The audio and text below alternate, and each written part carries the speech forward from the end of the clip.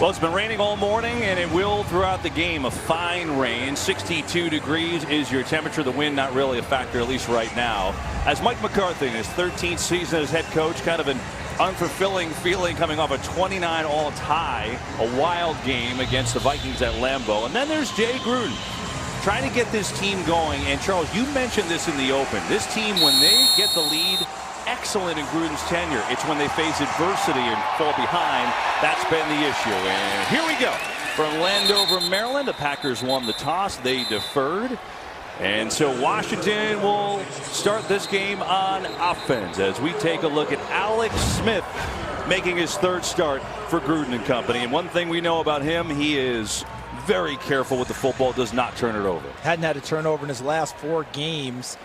What Jay Gruden wants from him today, not just what they're doing when they script the plays and they call them what goes up on the board, but when he goes off script, unscheduled. Alex Smith using his legs and his elusiveness to make plays downfield.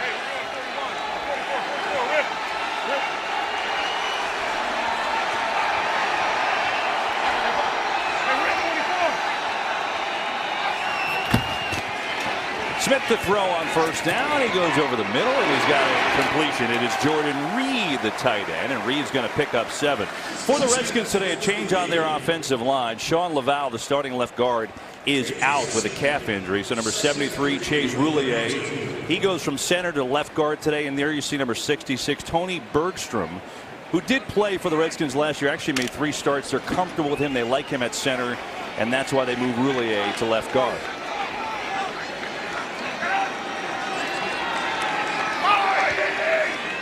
Adrian Peterson in the backfield. He will get the carry as Peterson has initially room, but that hole closed in a hurry, and he's going to be shy of a first down. As Oren Burks, who's making his debut, the rookie was inactive the first 2 games for the Packers. 3rd-round pick out of Vanderbilt, and he makes his first NFL tackle.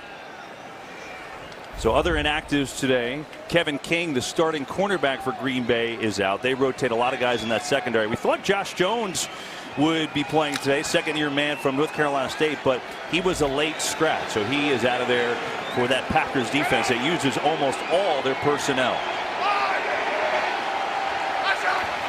On 3rd down, Smith to throw, and the flat first down. Vernon Davis makes the catch in the Packers territory. Those two go back a long time ago to their days in San Francisco. And what a nice collaboration early. The first 3rd down of the game, something that Washington struggled with against Indianapolis. And on their initial one, Alex Smith able to go to old reliable, the ageless one. Vernon Davis gets into the flat, and then watch with the conditions today. Footing could be an issue. Look how he stops, and it gets overrun by Clinton Dix for additional yardage for Vernon Davis. Yeah, he said it really is a treat to be back together with him after all that we've both gone through 13 years down the road. Play fake on first down. Time to throw. Smith lets it rip. Richardson, he's got it inside the 5. Touchdown!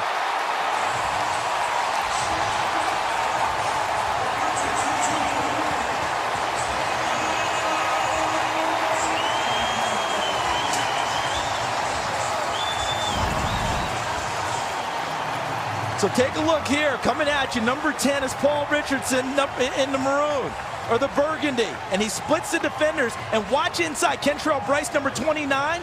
He doesn't locate the football. He was the inside safety, and he ends up overrunning the play.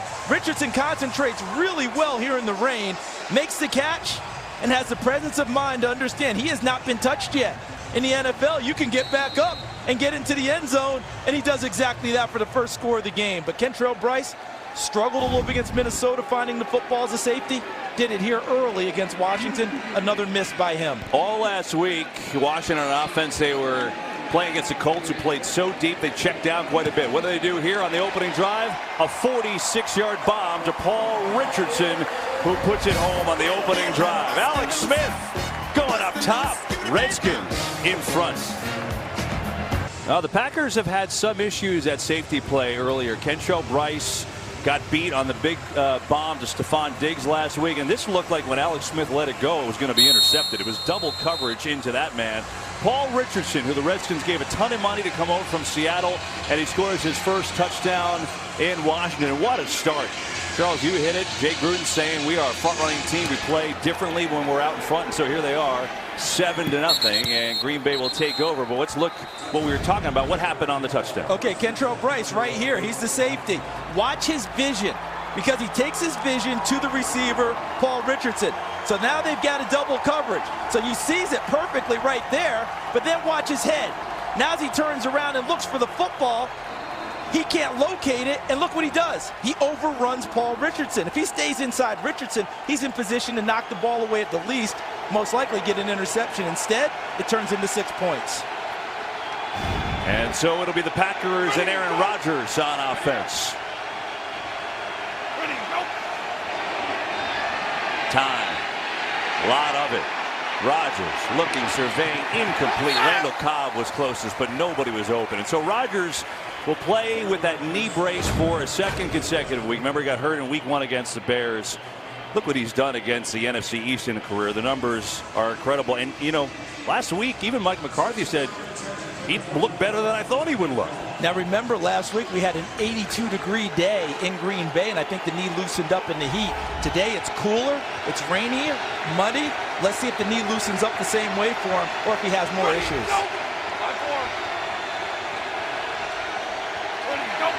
On second down, they'll run it. Nice cut by Williams right up the middle. Boy, that was a beauty on this wet turf. And he's got a 10-yard gain and a first down. The Packers have not run the ball a lot. 26 in the league, only 33% first 2 games. And I think they're going to have a chance to run it a lot today, Kevin. Look at the cutback. The block there by 64 McCray, 75 Bulaga. Excellent blocks as they created a wall for Jamal Williams to get into the secondary. I think Washington's going to play with a looser box and challenge Aaron Rodgers to call more running plays. Let's see if he accepts it. 5 defensive linemen for the Redskins. Here comes pressure, and down goes Rodgers. Jonathan Allen, the second-year man from Alabama, was there first. And really, you had both ends getting to Aaron Rodgers. All right, right here and here. Check them out. They're just coming. Okay? And what they did on that one, Greg Minuski, the defensive coordinator, he said, no running play, guys. Just go get the quarterback. And they guessed correctly that Aaron Rodgers is going play action, and they went ahead and got him. Aaron Rodgers told us himself, I doubt that the Redskins want to die a slow death and rush 4. He expected them to blitz. They rushed 5 that time, and it was a blitz. Second and 17. Fake the run. Here's Devontae Adams. One-on-one. A little shimmy, and he's out across the 35. And it'll be a 3rd down and long coming up. Washington defense is ranked #1 in the NFL after the first 2 weeks of the season coming into this weekend in total defense. But last week against the Colts, they gave up 9 of 16 on 3rd down. That's where they have to shore things up. This is a big one for them here early. Hey, Rip! Well, 4!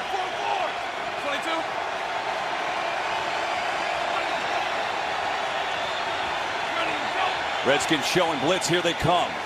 Rodgers. It's blocked up. Throws. It's dropped. In and out of the hands of Randall Cobb. And Green Bay will have to punt.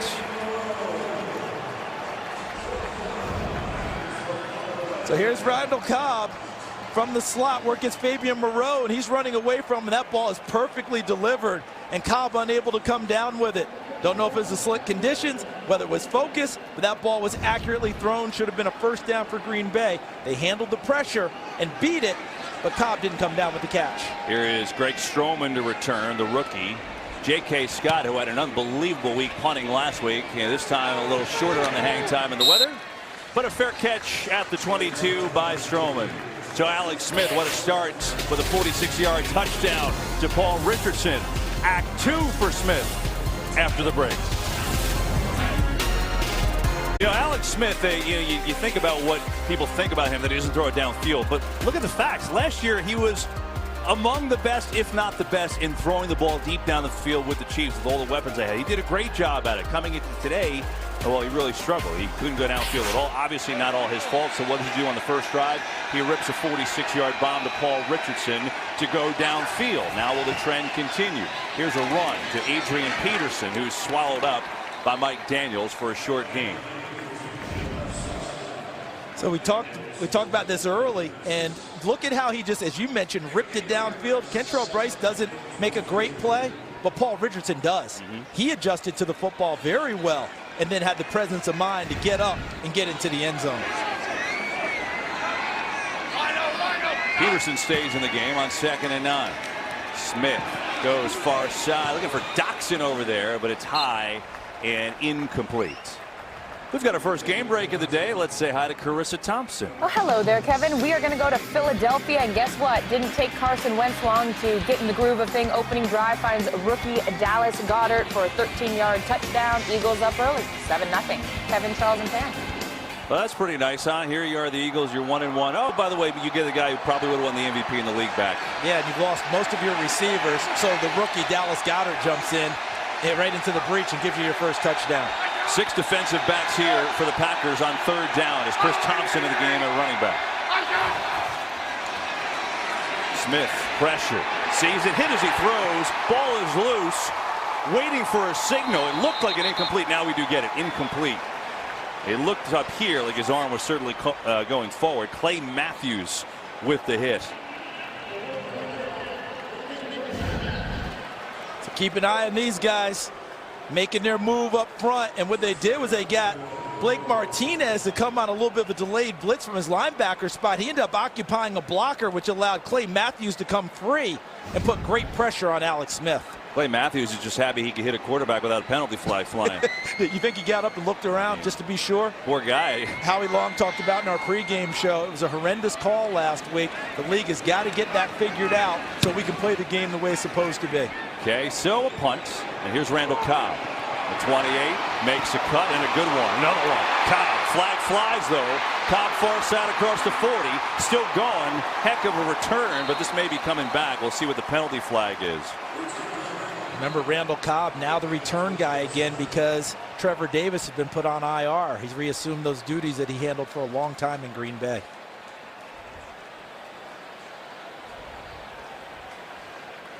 Craig Rolstad, our referee. Illegal block in the back. Return team number 35. 10-yard penalty for spot of the foul. First down. Timeout. Penalty on the Packers. They take over. Clay Matthews. Look, Ma, no flags. This Redskins defense comes into today #1 in the NFL through 2 weeks. They've played well. Even against the Colts last week, they allowed 3 75-yard touchdown drives, but really the rest of the day, nothing. So they're playing well. Different challenge this week, though, against Aaron Rodgers and the Packers. We'll go on the pistol on 1st down. Ready, go! And they will run it. And across the 25 is Williams. Let's go down and say hello to Pam Oliver. Well, Kevin, something we'll be watching throughout the day is if Redskins cornerback Josh Norman matches up with the Packers' #1 receiver in Davante Adams. Norman told me that he relishes that opportunity to be on Adams. He always wants to travel with the guy's #1 wide receiver, but he also said that they'll have to go by what the game dictates, but he also said, I'll be a quiet assassin, an assassin in waiting if I need to be, and 7-Eleven will be closed. Pam, he's got him right now. That's pretty funny. Here's Montgomery, so the assassin will have to wait a second, and Montgomery runs it to the 30. Well, you know, it's interesting about Norman, right? Because, you know, he came here after that All-Pro year. Charles signed the monster deal, 5 years, $75 million.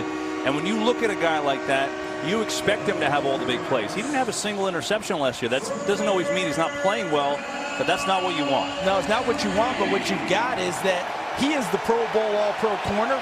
Quentin Dunbar on the other side is a converted wide receiver playing corner. Where are you going to throw the ball more often? That's why he's not getting as much action. Norman, top of your screen against Geronimo Allison here on a 3rd and 3. Just rip it, rip it. Rodgers, 3-man rush, fires Adams behind him, almost intercepted. They had a chance there with Mason Foster. Throw is behind Adams, and Green Bay will have to punt it again. Yeah, and I see Aaron Rodgers going off the field, and I think he's more upset with himself than anyone else. Because look at the outside receiver here. Watch Davante Adams work inside. He's open, but that is a very difficult catch because that ball's behind him. He's got to do a full pirouette, bring the ball in on a slick day, and he's unable to do so. I think Aaron Rodgers knows that one was more on him than it was on Davante A couple Adams. missed opportunities. Cobb dropped one, would have been a first down earlier, and now this. And so here is the punch. Got a fair catch called for and got right at the 20. Aaron Rodgers knew that was on him. Bummed he missed it. Redskins with the early lead. There's Clay Matthews not on the field for this first down play. And Charles, we were kind of joking before about the no flag because let's face it, the call was really rough on Matthews last week that essentially cost Green Bay the game. And he said, look, if it's not egregious, we got to be smart with it. But I thought Aaron Rodgers had a good take on it because remember there was a play on Eric Kendricks that was almost the exact same play. And he said, I'm not looking for that call as a quarterback. If it's not a threatening hit, you got to let it go. And here's a big hole for Adrian Peterson. AP turning back the clock. He's got a 13-yard run and a first down. Look to your left on the screen because that's where the gap's going to come from. Scherf 75 with a big block. Moses 76 getting downfield. And Antonio Morrison.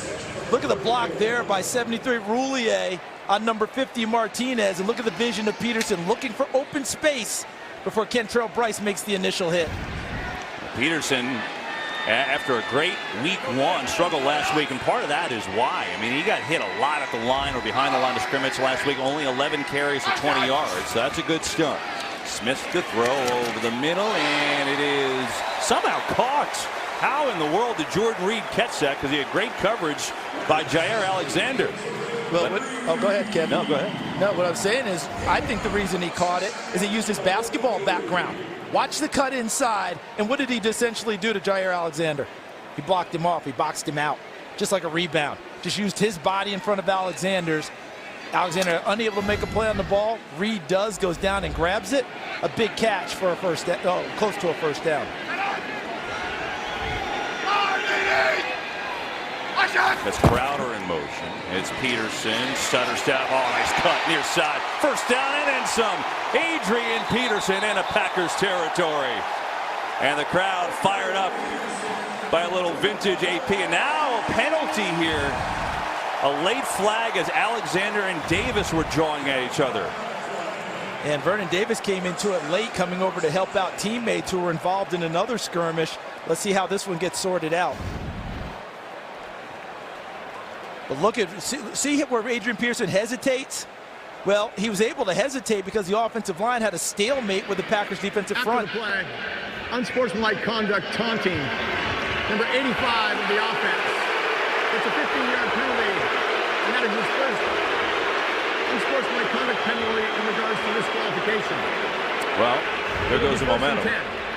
And that's one of those situations where he came over to help out a teammate and show veteran leadership, and actually got himself and got his team into a worse situation. Taking on the rookie Jair Alexander was Vernon Davis, and that ends up costing his team, and it's too bad because he just had a heck of a block on the run by Peterson, and the momentum that you were talking about was starting to really pick up for Washington. Well, Peterson already has more yards rushing today than he did all of last week. 4 for 28. You see Matthews is back in the game. And so after the penalty, it's first down, but they move it all the way back to their own 40. Peterson gets it running left and is wrestled down after a 3-yard gain. Game break time. Let's check in with Kurt Menefee. Well, a lot of people with survival pools are getting a little bit nervous right now. Buffalo at Minnesota. Josh Allen to Jason Kroom, 26 yards. Look at this. Bills up 17-0. There is still 5 minutes left to go in the first quarter, but I don't know who saw that one coming. Kevin, Charles, and Pam. Yep. And Kurt, they did find Minnesota, because you saw the tweet, right, where they said they were headed to Minnesota, and they showed on the map it was Wisconsin. So they did find Minnesota, and they're off to a nice start. I know a lot of people thought that was a lock for the Vikings today, Charles. Not the case. Second down and 8. Smith gonna let it go deep again, looking for Richardson again. There's a flag. Jair Alexander on the coverage.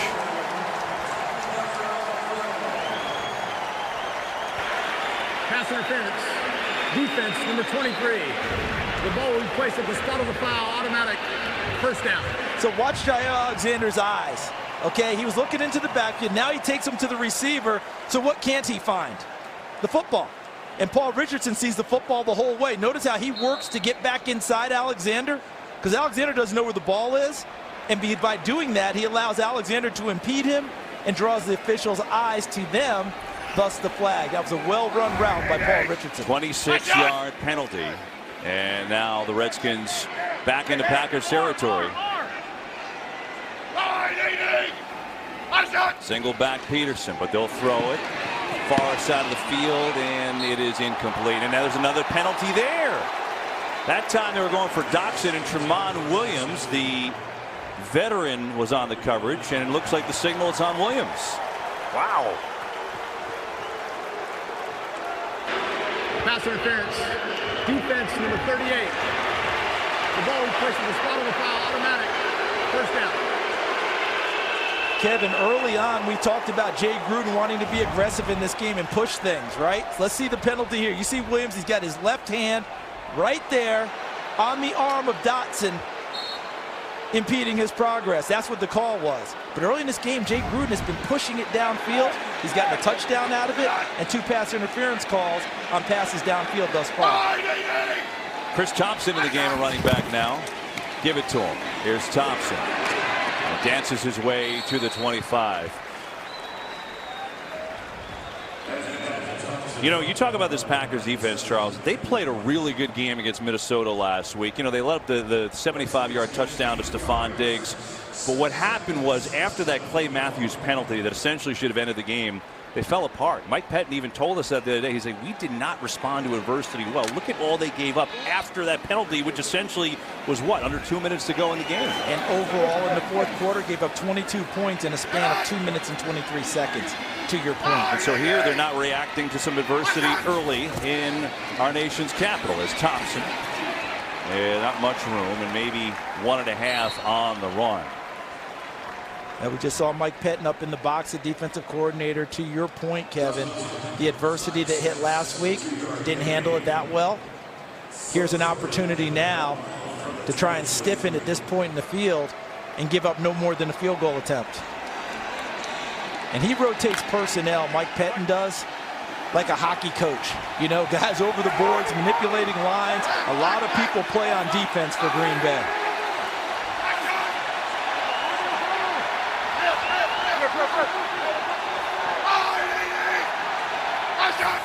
Third down and 5. It's a 3-man rush. A lot of time. Smith thinking about running. Smith going to run. Smith sliding down for a Washington first down. That's an element of the game he hasn't shown yet, but he delivers there as there's an injured Redskin. It's Morgan Moses, the right tackle, who's down on one knee. So it's a 3-man rush for Green Bay, and the protection's excellent. So it allows Alex Smith to climb the pocket, still looking to throw the football, and then he commits. Look at his eyes. Sees him downfield. Okay, anyone? All right, now I'm gone. And that's exactly what you were just talking about, Kevin. Jay Gruden told him, hey, I saw a lot of unscripted plays that you ran in Kansas City for Andy Reid. Why don't you run a few of those for me? Okay, it's unscheduled. Make a play for us. He just did. All right, so Morgan Moses walking off under his own power. He came into today with a knee injury, so he's trying to battle through. Don't know if it's the same one. Meanwhile, Ty Nsekhe, number 79, fourth-year tackle from Texas State. He's played a lot for this team last couple years, so he will now come in and play right tackle. Yeah, he's their swing offensive tackle. Will go to either side if an injury occurs. See if Moses is all right. Meanwhile, Smith using the legs, and this is a good drive for Washington. A couple penalties have helped.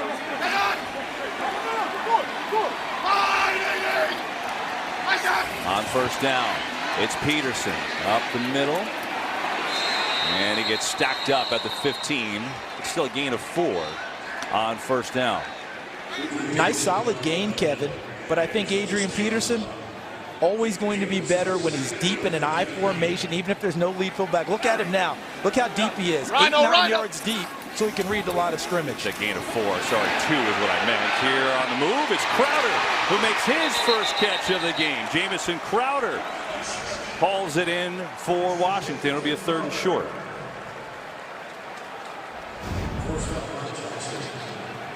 Look at Crowder coming back against formation, against flow.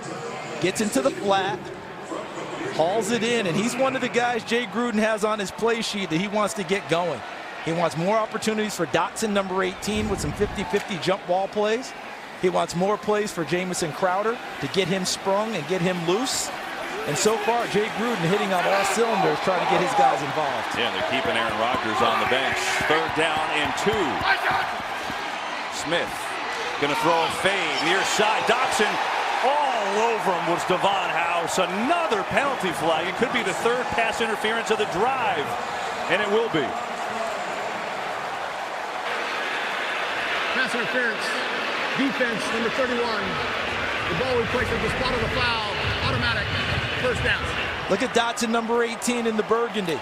As he goes to the end zone, Tramon Williams just stays with him the whole way. Devon House, 31, Devon House. And he just rode him the entire way, hands on him, never got off of him. That's the exact ball that Jay Gruden wanted to give Josh Dotson. He's a high flyer, he elevates, and he tried to get him on the end zone. And here's Ryan Anderson, their linebacker, playing fullback. Yep, bring him in. They give it to Adrian Peterson. Touchdown.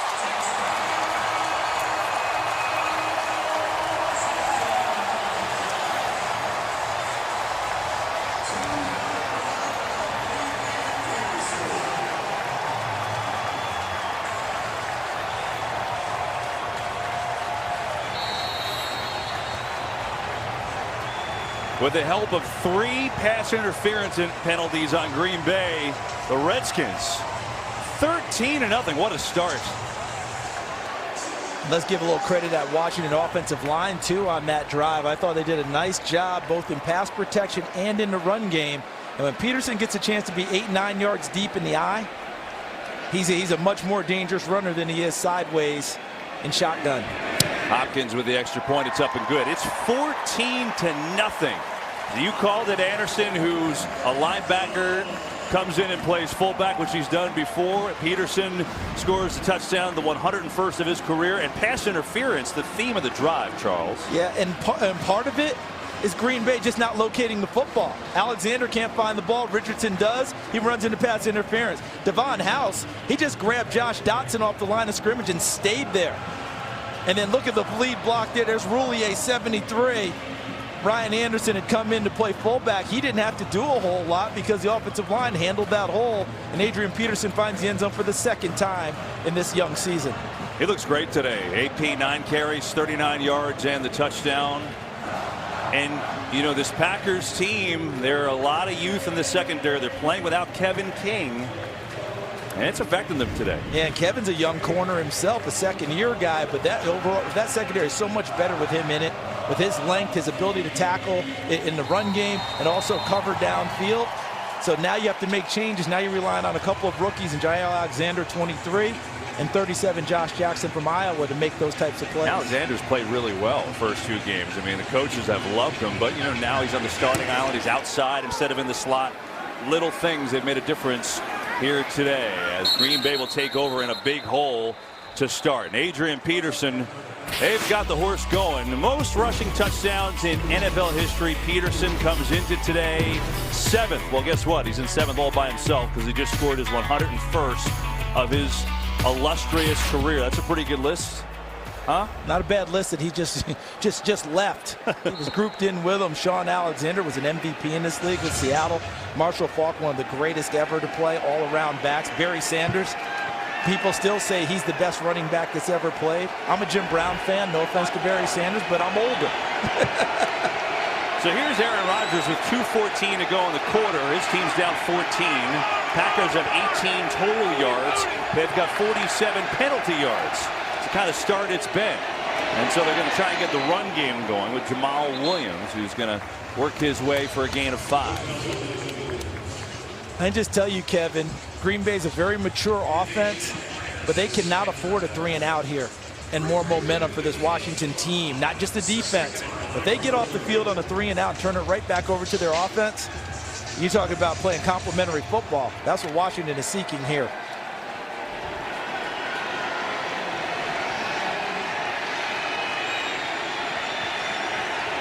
Ready, go! On 2nd down, Rodgers has time and a lot of it. He's going to go deep, looking for Adams. Penalties everywhere. Quentin Dunbar was all over him. And so Who knows? Maybe it's a theme. Maybe the weather. Pass interference clearly in the breakfast this morning. You think maybe their biorhythms are off a little bit? Who knows? Goodness. And the field judge, Jeff Lamberth, had that call. And that's what you get. Remember, 5 yards is all you get to put your hands on the receiver before you make a play on the football. Quentin Dunbar grabbed him way downfield. There are 2 fouls on the play, both on the defense.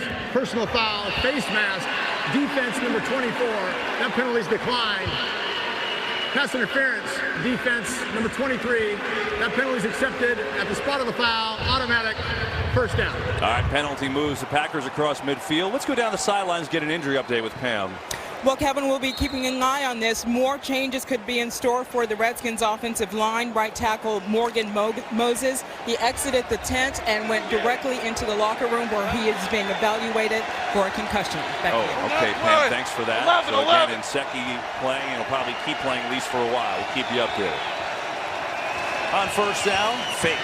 Kerrigan coming on pressure. Rodgers sees, throws, and he's got a completion on the far side of the field. Good for a first down. It's Randall Cobb who holds on to that one. Packers had 1 passing yard before completing that one. And how about Aaron Rodgers in the pocket? He's going to feel the pressure to his left, coming from his left side from Ryan Kerrigan. Doesn't ruffle him at all. With a flick of the wrist, that ball's delivered in the perfect spot to Randall Cobb. Aaron Jones is in the game for the first time today. Number 33. He was suspended the first 2 games of the year. Had some really good highlights last year, and he gets a carry. Here he is running right, slips through. There's Jones. Well, that's a heck of a start. First carry of the year after sitting out the first 2 games. And he's got a first down for the Packers, excuse me. You asked Aaron Rodgers about Aaron Jones and said, hey, are you looking forward to him getting some opportunities? Aaron laughed and said, I hope he gets a lot of opportunities. And that's one reason why he's such an explosive runner. If he finds any type of a crease, you see what he did last year, yards per play for Green Bay when he's on the field versus off, significantly better. Might be the last play of the first quarter. That was Jones in motion going back in the backfield. On first down, they're going to give it to him again. He's got a nice seam. Jones, good cut. And Aaron Jones is down to the 20. He's giving this Packers offense a little life here at the end of the first quarter. I know Mike McCarthy said he'd have a secondary role. He might have just leapt into a primary role. But it's all Redskins so far after 1. It's 14-0 Washington. Back at FedEx Field, Landover, Maryland. Good to have you with us. It's been a rainy, soggy day all day today. Along with Pam Oliver, Charles Davis, I'm Kevin Burkhardt, our entire NFL on Fox crew. Redskins really dominated the first quarter until the end when Green Bay finally put together a drive, and so here they are on the move. Rodgers on the fake, running on that bad knee for a first down, then he's going to dive down. So on a 2nd and short, he's got himself a first down, but the running game getting going with Aaron Jones. Yeah, I think that they'll have opportunities. Look at these gaps here that they've got. So with those types of gaps, when Aaron Rodgers sees that, Greg Minuski, the defense coordinator, is inviting him to call running plays. He just wonders if he has the patience. Look at the gaps again that are out there. Will Aaron Rodgers have the patience to go ahead and run the football when Washington invites him to? They want to take away the pass first because that's where he's most dangerous. Minuski told us point blank the other day, hey, look, they're going to have a chance to run the ball. We don't want the ball being thrown over our heads. So they're daring Aaron Rodgers to run it. We'll see if it continues. Rodgers to throw it. Eludes pressure on the move. Throwing end zone. Incomplete. Just missed. He was looking for Randall Cobb there on the dive in a 2nd down. And I think he had a second option there with Jimmy Graham. He saw Randall Cobb making the move across field. But watch Cobb as he goes downfield. And he's working against Fabian Moreau, their nickel back. Takes him to the outside, across in the middle, and that ball's out just a little bit. And that's the second one I think Aaron Rodgers thinks to himself today that he didn't put on target. Rodgers is 2 of 6 for 19 yards so far. He's had 1 drop, and you're right, a couple off target. Here, time. Here comes pressure. Rodgers gets hit as he throws, looking for Adams. And I think he's just trying to throw it away there, but that was actually relatively close, and you can see gingerly getting up as Jonathan Allen had some pressure in the 3rd down. And the coverage was Josh Norman out there. So everyone, if you remember, Pam Oliver told us in pregame, okay, that Josh Norman was not planning to travel with Davante Adams, the #1 receiver, even though he wanted to, but he might go there if Davante Adams got hot. On this play, he wasn't hot. He just happened to be on that side. And there you see Jonathan Allen taking down Aaron Rodgers, and he gets up gingerly after that hit. He went down hard on that left knee. 3rd and 10. Rodgers. Pressure. Steps up. Flag flies. He's going to run. Diving down to the 5. He's got a first down if the flag holds up, but let's see. I don't know. Here we go with the flag. Holding. Offense, number 75. The 10-yard penalty replay. 3rd down. Kevin, it's unfortunate, obviously, for Green Bay, but it reminds me of what Aaron Rodgers told us when we talked to him this week, when we asked him about the knee. And he said, look, I just put it all on the line for my teammates on Sunday, and I worry about rehab come Monday. And here's Bulaga, 75 in white. There's the hold on number 91, Ryan Kerrigan. But this guy's wearing the knee brace, the bad knee, climbs the pocket, and takes off running for what he thinks is another first down for Green Bay. He did it against Minnesota when we didn't expect it, and he's already done it twice here in this one. He is tough. There's nobody debating that. This is still a long one. Rodgers going to set it up underneath. It's Adams against a slew of Redskins, and that is going to be nowhere near a first down, and we'll get our first look at Mason Crosby. That was well played by Washington. Monte Nicholson, the safety, the first to sniff it out. Green Bay actually showed 2 different guys for potential screen opportunities. Washington picked the correct one and made the play. Crosby was having a career day last week. Hit 5 field goals, and then he had a chance to win it for Green Bay at the buzzer, and he missed. Now, he actually made the first one. And then Mike Zimmer got him on the timeout. This will be from 41 yards out to get the Packers on the board, and Crosby does just that. So Green Bay on the scoreboard. Aaron Rodgers laying on that knee, slow to get up once. Josh Norman says, all right, hope you're all right.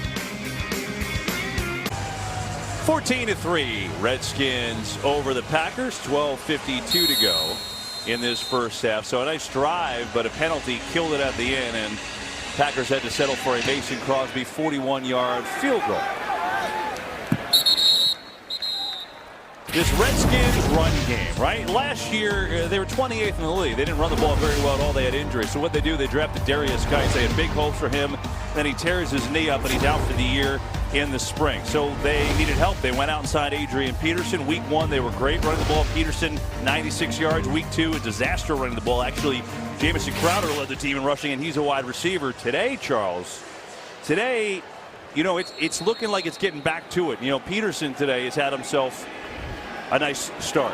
Yeah, and it's interesting to look at it. It feels like they're running a lot better than the numbers that we saw. That number was wrong. I would point that out. Peterson has 39 yards. I believe our graphics just went down. Apologies. Sometimes that happens live TV. Trust us, he's averaging over 4 yards a carry today. And the Redskins will run the ball again with Peterson. And I think, too, isn't it a commitment with Jay Gruden to do it? It's a commitment to it, and it's also a commitment to run it the way Adrian Peterson will run it best. And what I mean by that is he has always been an I formation, deep in the backfield with vision type of a runner. If you put him up there next to your quarterback in shotgun and he's going sideways, he's not the same runner. Right. So you've got to have him. Even if you don't have a lead fullback, as we just saw in the last snap, put him back there 8 or 9 yards where he can see where the hole will develop and then get to it.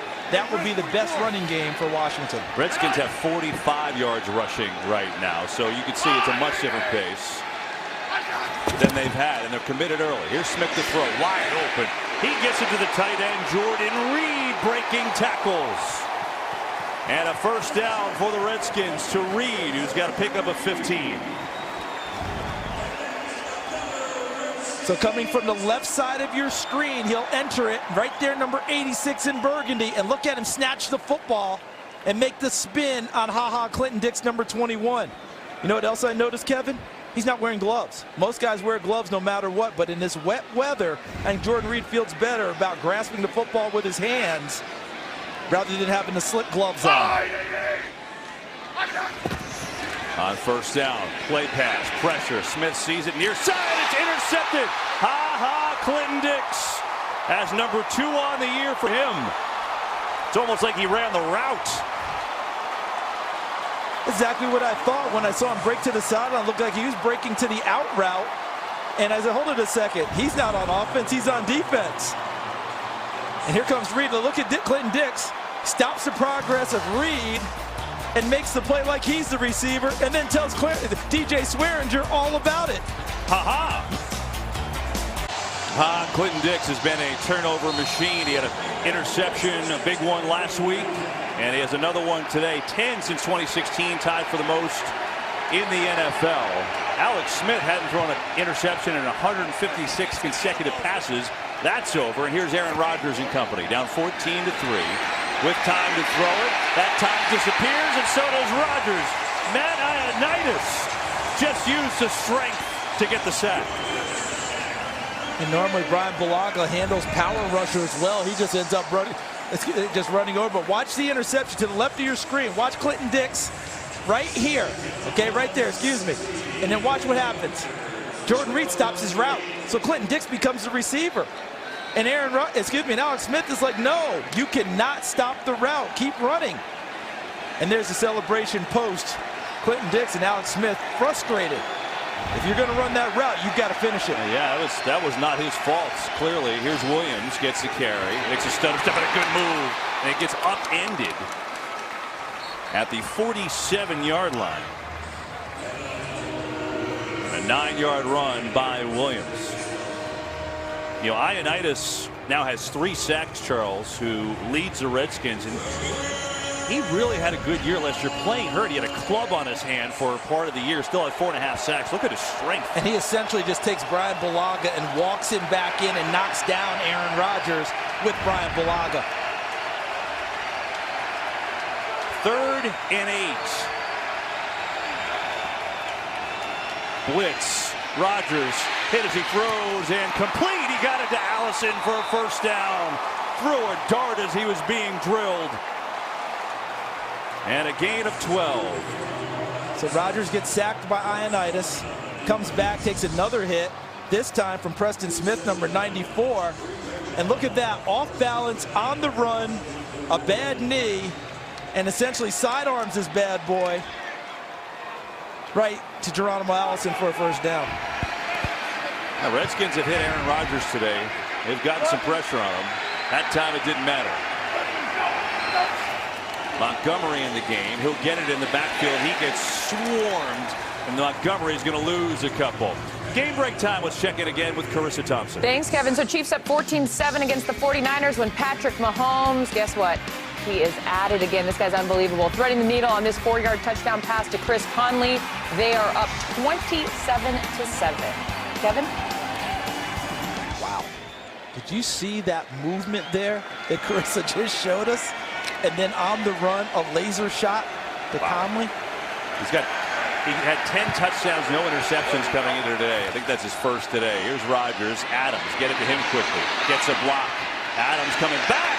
And everything just collapsed in a hurry. Jonathan Allen, who has been a monster this first half, made sure of it. The key to that type of a screen pass is the receiver has to make one move and then get upfield, get vertical. But what Washington did was that the number of guys who were outside, Kevin, did not allow him to get vertical, so he kept traversing laterally and ends up losing yardage from where he caught the football.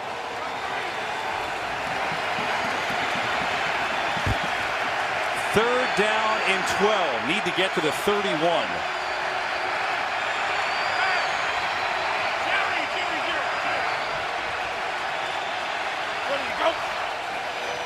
Rodgers blitz again. Lets it go. Looking for Cobb. Incomplete. Mason Foster came on the blitz and got near Rodgers. And on 4th down, Green Bay will punt. You mentioned it earlier, Kevin, that Greg Minuski, the defensive coordinator, would bring pressure today. And you also mentioned that Aaron Rodgers said he's not going to die a slow death. He'll always bring pressure. And right there, Mason Foster, 54, did an overthrow. And a good job by DJ Swearinger to lay off the hit late. So here's Scott to punt it away. Tries to pin the Redskins deep. And, boy, I mean, can you do it any better than that? Little help from the special teams. Marquez Valdez-Scantling, a 4.7 hang time on the punt. This kid can kick. This defense for Washington's no joke. Get a lot of pressure on Rodgers. They're up. Jay Gruden flat out told us on Friday, we are a front-running team. I've got to get it better. We've got to get to the point when we're not winning, how we respond. But you know what, Charles? When they're winning, they're phenomenal. And they're winning. And they got off to a 7-0 lead today. Here, though, after a great punt in special teams, they are backed up in their own end zone. They give it to Peterson, who pulls his way out across the 6-yard line. And the run game's been a big factor for Washington. And Alex Smith, you know, he's had to deal with a lot in his career, of course, you know, bouncing around after San Francisco found a home in Kansas City with Andy Reid. And now, you know, they jettisoned Kirk Cousins. They gave him a lot of money. This was not a freebie. They traded for him and gave him a big money. Now, when does it become his team? I think it's starting to become his team today, because he came in here with the idea, I'm not going to interject myself much. I'm going to learn first. In other words, a lot of quarterbacks come in and say, this is what I like, this is what I don't like. He just wanted to learn the system. But after that Jordan Reed interception where he didn't run the route and he showed the fire, I think he's going to start interjecting a little bit more about what he likes and what he does not.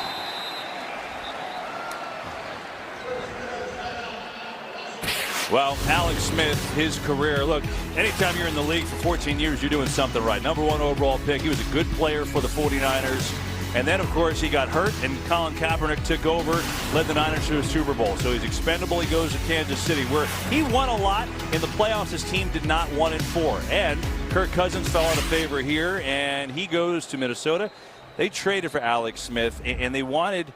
Look, let's face it. They didn't think Kirk Cousins was the leader they wanted. They wanted somebody different in the room, right? Yeah, they want someone different. They wanted him for his ability to make those unscheduled or unscripted plays. We've seen a little bit of that today, meaning when it breaks down, will he use his legs to get out of the pocket and either make a throw or a run?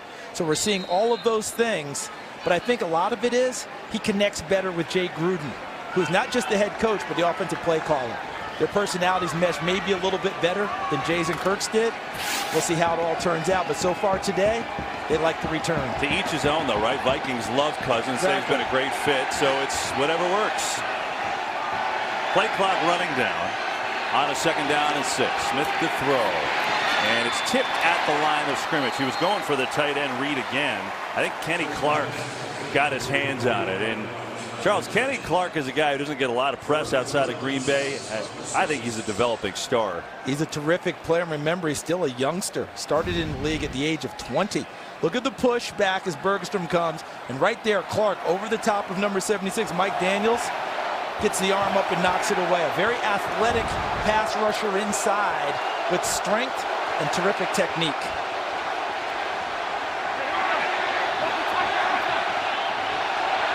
Third down and 6.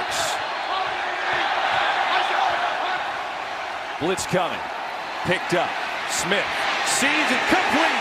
It goes again to Jordan Reed in a big game. Breaking tackles out to the 40. They picked up the blitz and Smith delivered for a gain of 34. So Jordan Reed goes in motion, number 86, which helps Alex Smith determine coverages. And he notices he's got Clay Matthews on him. Loves the matchup, waits for him to clear behind Matthews in the zone coverage. Look at Alex Smith, just waits for that little shake move and puts it right in the spot behind Matthews. And Jordan Reed envelops it and moves it upfield.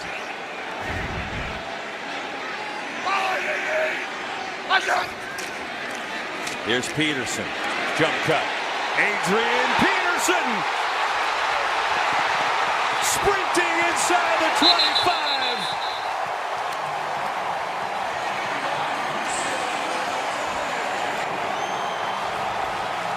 Is this 2012? All right, watch Peterson and watch the vision. See how deep he was? He was able to see Kenny Clark, number 97, approach. He stepped through that one, stepped through a couple more, and then when he gets to the open field, he may be 33, but he can still pick them up and put them down. Adrian Peterson playing with a fury, but when he's in that deep I formation, that is when he is at his best. 10 carries, 82 yards for Peterson. 2012, by the way, is when he won the MVP of the league. Here he is again. He has last rushing title in 2014. you forget with Peterson, Charles, all that he's been through the last couple of years. You know, he was hurt in Minnesota and then let go, and he goes and he ends up with New Orleans, and that was just a disaster. It didn't work out, so he gets sent to Arizona, where he had a couple good games, but had a neck injury, and he wouldn't be here if Geist didn't get hurt, the rookie, and he had a great week 1. Didn't have much help last week, and he looks great here today. Now he takes a breather. Yeah, it was 2015, not 14, his last rushing title in the NFL. Second down. Smith fires incomplete. He was looking for Josh Doctson. And you know, one thing about Peterson, the longtime Viking, he knows what it's like to play against the Packers, Charles. As a matter of fact, he's had a great career against them. 110 yards rushing per game, average over 5. Go back to 2012, that MVP year. 199 rush yards against Green Bay. He's also 13 rushing touchdowns, make it 14 after the one today, and he's had an excellent first half. And the only guy that's had more rushing touchdowns against Green Bay career-wise, sweetness, Walter Payton. Washington has a 3rd and 7 here. 5:05 to go in the half. Thompson in the game at running back. Smith, time, looking to run. We'll tuck it and run. Is he going to get there? Sure looked like it. Let's see the spot. It is close. Let's see where they put the ball down. I think he's got it. He does. First down. He did not show this last week against the Colts, this run game that we know he has. But Jay Gruden's been asking for it. He's giving it to him today. Watch how he puts the outside foot into the ground.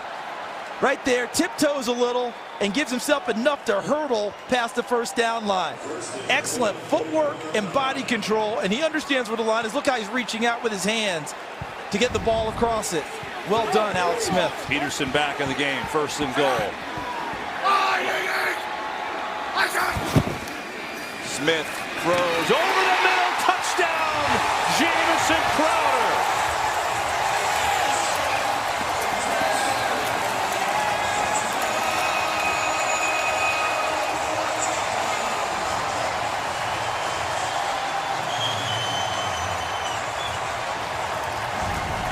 So for Washington fans, watch Crowder 80 getting inside here. And gets right inside in a delivered ball by Alex Smith. So Washington fans were wondering, when are we going to see more of that RPO stuff that Alex Smith ran in Kansas City? Well, you just saw it right there. The fake to Peterson, pulls it out, throws the dart inside to Crowder, who wins his route, getting inside the coverage. And a really well done drive by Washington. Well done is an understatement. This drive started on the 2. 8 plays, 98 yards, and then 9-yard touchdown to Jamison Crowder. It's 21-3 Redskins. And we'll be right back after this message from State Farm.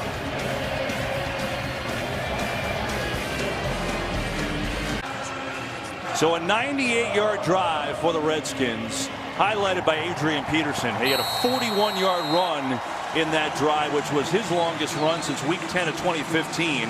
And Alex Smith has had himself a day. 2 touchdown passes today. It's 21-3 Washington. Is now coming out is Montgomery with a kick with some room to go. And he still gets stopped short right before the 25-yard line.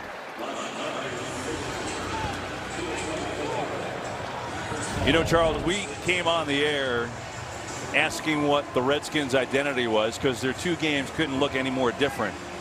Starting to get an idea? Well, if your head coach says the identity of the team that you're striving for is being physical and mentally tough, you got to give check marks in both categories for that today with this Washington team. They're playing to the identity the head coach has identified that he is seeking from his team. The Redskins have 249 yards. The Packers 71. Wow.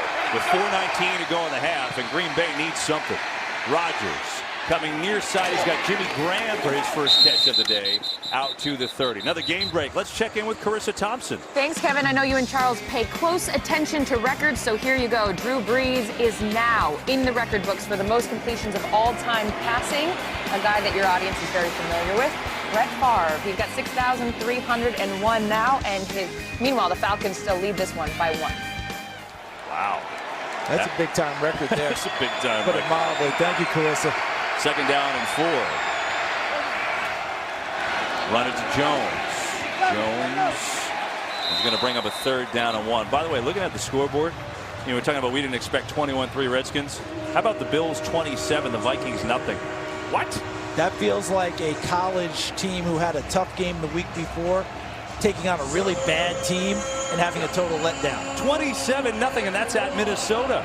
As they, what's the expression? Didn't see that one coming. Right now, what does Green Bay do here, Kevin? 3rd and short, normally a run situation for everyone, but with Aaron Rodgers, there's no telling. Randall Cobb in motion. They're going to flip it to Jones, running the opposite direction, and he surges forward for a Green Bay 1st down, and they desperately needed that. Just trying to get some continuity going. Pam Oliver told us in pregame about Josh Norman wanting to travel with Davante Adams, but not going to be allowed to by coordinator Greg Minuski unless maybe Adams goes off. Well, that hasn't happened so far, but I think in certain situations they're going to send Norman to certain receivers depending on the defense called, because they want their best matchup with the certain defenses. Yeah, Norman's on the bottom of your screen now with Geronimo Allison. Rodgers looks that way, going that way. Allison open, and he's got it all by himself. Gone.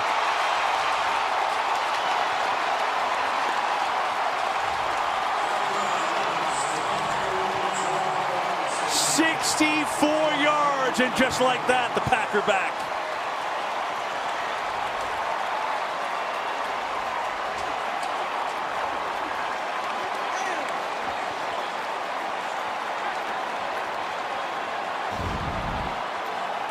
So Allison is lined up with Norman on him, but as he works inside, Norman thinks he's got help from DJ Swearinger, number 36. Swearinger doesn't see Allison because his eyes are in the backfield on Aaron Rodgers. He runs right past him. That was an easy one. Geronimo Allison, 2nd touchdown of the year. It goes for 64 yards. And did Green Bay ever need that? Give them a little life here with 2:15 to go in this 1st half. So Norman was looking for help there. He was, and how many times we talked about vision in this game so far for defensive backs finding either the ball or the right people. In this case, Josh Norman thinks he's got a zone coverage and he's got outside leverage. He's got the outside 1/3 of the field. If Allison runs inside, that's where his safety help's supposed to come from, DJ Swearinger, number 36. Swearinger's an emotional leader, an excellent football player, but on that play, he took his eyes to the backfield, got mesmerized, I believe, by Rodgers, and Allison ran right by him. And Geronimo, it's 6 points. You know, Rodgers loves Geronimo Allison, excuse me. He could not say enough good things about him. Just look at Norman dejected. And, when he first got here, just loved everything about him, and we were lucky enough to stash him on the practice squad. And let me tell you, as you know, Aaron Rodgers does not give kudos to rookie wide receivers very often. You have to earn that one. Danny Johnson has it for the Redskins, upended across the 25 with 2:10 to go in this first half. Thursday night's about to get a lot bigger. Fox becomes the new network home for Thursday night football, and it is a good one. Vikings and the Rams, a battle of NFC heavyweights. Thursday, 7:30 Eastern on Fox, also live on NFL Network and streaming on Prime Video. Now it's a game. There's Aaron Rodgers, Geronimo Allison on the left, with the 64-yard scoring strike. As Jay Gruden has had a nice half calling football with his team up by 11. And I wonder if he's going to keep one eye across the field on Aaron Rodgers and try and push it a little on this drive and not get too conservative. Here it is to Thompson. Chris Thompson to the 30, and that'll take us to the 2-minute warning. So it's been a fun one, a lot of action in this first half. The Redskins have gone downfield to Richardson. They've given it to their soon-to-be Hall of Fame running back. 3 touchdowns for them, but Rodgers gets the Packers back on the board. So this is how Muhammad Wilkerson got hurt for Green Bay. He's on the defensive line, but Kentrell Brice is a safety behind him. He wears number 29. Watch what happens. Nsekhe is blocking on him, and then Kentrell Brice comes through, misses the tackle on Chris Thompson, and swings through and then cuts down Muhammad Wilkerson, takes out his legs. And that's the second time this has happened to Muhammad Wilkerson today. Earlier in the game, watch this to the right side of your screen. Wilkerson right there gets rolled up by his own teammate, and that was earlier in the game. I think that was Kenny Clark who knocked him down. Inadvertent. But boy, that's a costly one for Green Bay with Muhammad Wilkerson, the free agent from New York, coming over. That is tough to see. You know, Wilkerson, so that happened earlier. He missed a series, but then came back in. And as we were going to break there with a 2-minute warning, when the pile uncovered, there he was laying on the ground, and you're hoping he'd get back up again, but they brought the cart out, and that's a shame. Muhammad Wilkerson came here on really a one-year kind of prove-it deal, right? Get that career back on track, and that's just a shame to see. You can see his frustration, and the Packers all there to give him their best while they tend to Muhammad. Let's check in again. We'll get another game break with Carissa Thompson. Thanks, Kevin. I know you hate seeing that. Falcons trailing 13-7 versus the Saints. Matt Ryan connects with Calvin Ridley for his second touchdown of the day. This one goes for 75 yards. Falcons up 14-13. Kevin, Charles, and Ken. Carissa, thanks. Nice hand here from the fans at FedEx Field, and they just feel for Muhammad Wilkerson, 8th year out of Temple. Feel for Kentrell Bryce. What's he thinking? Because he knows he's the guy that inadvertently plowed into Wilkerson. And as part of the game, it's the unfortunate side of it. Kentrell Bryce trying to make a play, and in his mind he's thinking, if I'd made the tackle properly, this doesn't happen to my teammate. But he's got to shake that off if he's going to stay out on the field now. He's got to shake that off and not have that lingering over him as he tries to play. And you sure hate to see that with Muhammad Wilkerson. You know, Charles, from a football standpoint, it really hurts Green Bay. I mean, they play their 3 linemen, Daniels, Clark, and Wilkerson, the most. Yes. Very little play for Dean Lowry and Montravius Adams behind them. Lowry usually the first man up off the bench. Right now, they just have the 2 defensive linemen out there. That's Clark and Daniels. They go with secondary linebackers. That's it. So they don't even go with a 3rd lineman. As we resume, 2 minutes left in the half. Here's Alex Smith. Pressure coming backside. Has a man wide open, and he connects. It is Davis.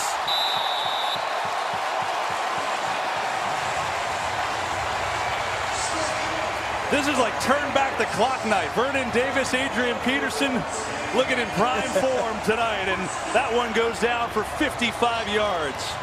And it's not just the play calling and being aggressive by Jay Gruden, but it's Alex Smith making the proper reads about who to attack.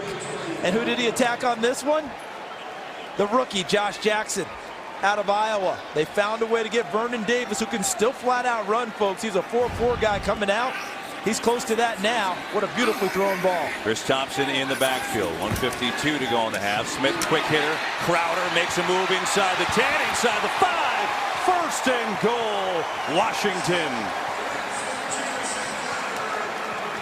And once again, it's the RPO, the run-pass option that people hear about all the time. Watch Alex Smith work here.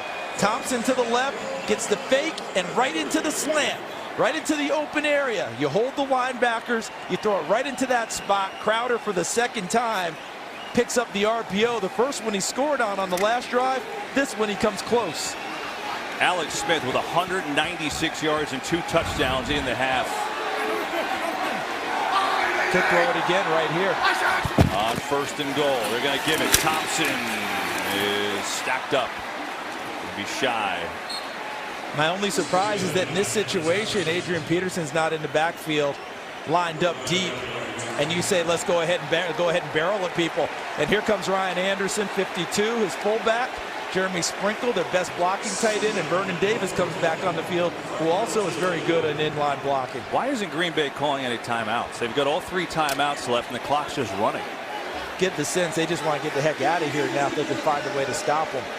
That surprises me. And here's Anderson, 52, the linebacker at fullback. Peterson. Adrian Peterson waiting for a signal. He's close. Short. And it looks like he will be a little short. And then, wait. There is a signal. Touchdown. They had to uncover that one, but they uncovered enough that Peterson did get in. Let's see if he actually did. That mass of humanity is Peterson, and he keeps an arm down and finds his way across. I'm not sure how they determined that a touchdown either way with that mask, but I thought he was short. Well, I didn't think he got in. I think he was. See, as he goes down there, we can't tell whether he's crossing the line. So it's going to be hard to determine to be able to take it away. But my initial thought was he came down just short of this one. But if they ruled a touchdown, I don't know how you overturn it from the angles we're seeing. Well, there's the line right there. He's not over it. I mean, let's see if we can look one more time. I mean, they really need to take as close a look at this as possible and find all the angles, because I don't think he got there. Yeah, the ball's in his right hand, too. Keep mind to that. I thought he was short. Why don't we go to our rules expert, Dean Blandino in L.A. Dean, what's your take on this play? Yeah, I'm with you guys. I don't think he got to the goal line. I think he's short. The key is, can we find a shot of the football with a body part down? So they're going to have to piece a couple of angles together. Again, I think he's short. I just wouldn't be surprised if they let this stand just because there's so many bodies in there. Yeah, that was going to be my next question, Dean. If you're the one looking at this in New York, do you have enough to actually change the call? That's the question. I'm looking at this and I'm going, man, I think this is short, but do I have indisputable visual evidence? Is it clear and obvious? So you can think and you can feel, but can you prove it? Right. And I think that's the key, Dean, because I think we've talked a lot about this season, the call on the field being the standard. Yes. And if it's not clear and indisputable, then you go with what the officials called. And by that measure, I don't know that we've seen an angle that can overturn that. I thought we had. Go ahead, Dean.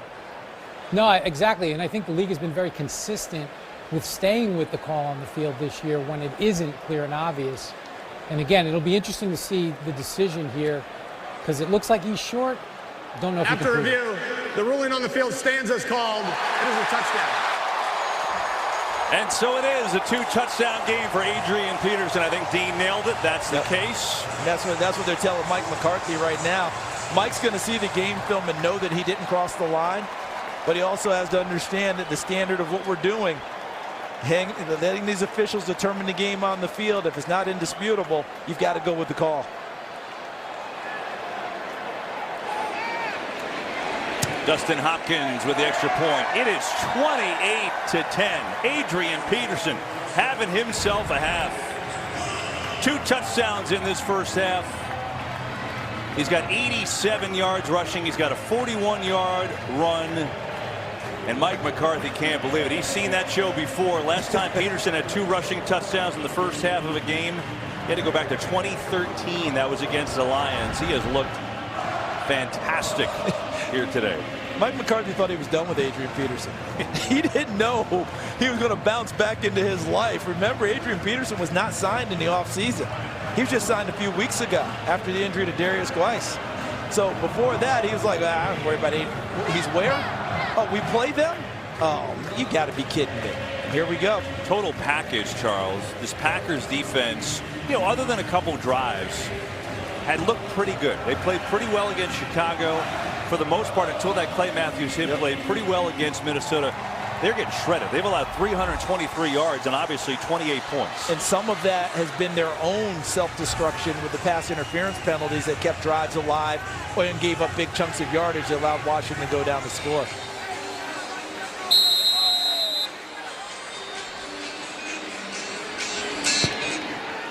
So only 21 seconds remain in the half. And while we have a moment, let's check in with Curt Menefee. Coming up on the Visa Halftime, the Broncos look to go 3-0 as they visit the Ravens. The Titans try to hand the Jags their first loss of the season. And the winless Raiders travel to Miami to battle the undefeated Dolphins. Come join all of us for the Visa Halftime. You know something, KB? Kurt's got a new nickname for me. He's now the Matrix. Last week we got double dose of Kurt, right? This time there's 5 of them on the screen, 1 of them in the chair. He's everywhere. Kurt is the man. That'll come up in 21 seconds. Packers have all 3 timeouts left, but not a lot of time. They're going to run it to Ty Montgomery here. Montgomery has a first down with 16 seconds to go. And so you're wondering with the weather here with Green Bay, not a lot of time. Mason Crosby was hitting from about 54 yards going this way in this mist that's going on. Look, I don't know about you. I didn't think the Redskins were putting up 28 points in the first half. Their offense, give Jay Gruden credit, they've looked completely different from last week. Well, we said it from the start, based on what we had gleaned in our talks. They needed to be a front-running team. So if you're a horse racing fan, when you break fast from the gate with your favorite horse, that's called catching a flyer out of the gate. They caught a big one today. Alex Smith and Paul Richardson on their first drive for the touchdown. And Jay Gruden has not let up on the reins since. I mean, he is just going to the whip down the stretch, and off they go. 28 points early here in this one. We're just kissing up to our producer, Pete Machesko, with the horse racing reference. I know it. Artie Kempner, our director today from Landover, Maryland. 15 seconds to go in the first half. Here's Aaron Rodgers with time. He's just going to dump it over the middle. It's Montgomery again. He's out to the 48. And a second timeout by the Packers. And we have a Washington injury. It's Josh Harvey Clemens, second-year linebacker from Louisville. Let's look. Ooh. And he ends up hitting his own teammate. And that, of course, is number 95, Deron Payne, their first-round pick out of Alabama this season, going to help try to make the tackle with Montgomery. It's the second injury we've seen today where it's teammate on teammate. It's just the unfortunate byproduct of a lot of bodies going after the same object, which is the guy with the football.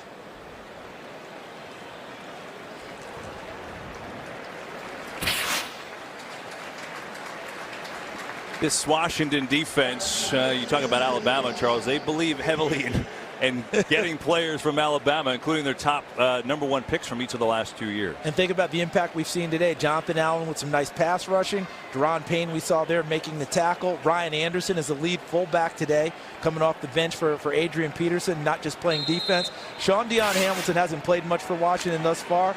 He'll get an opportunity down the road. He's more of a nickel dime type linebacker in passing situations.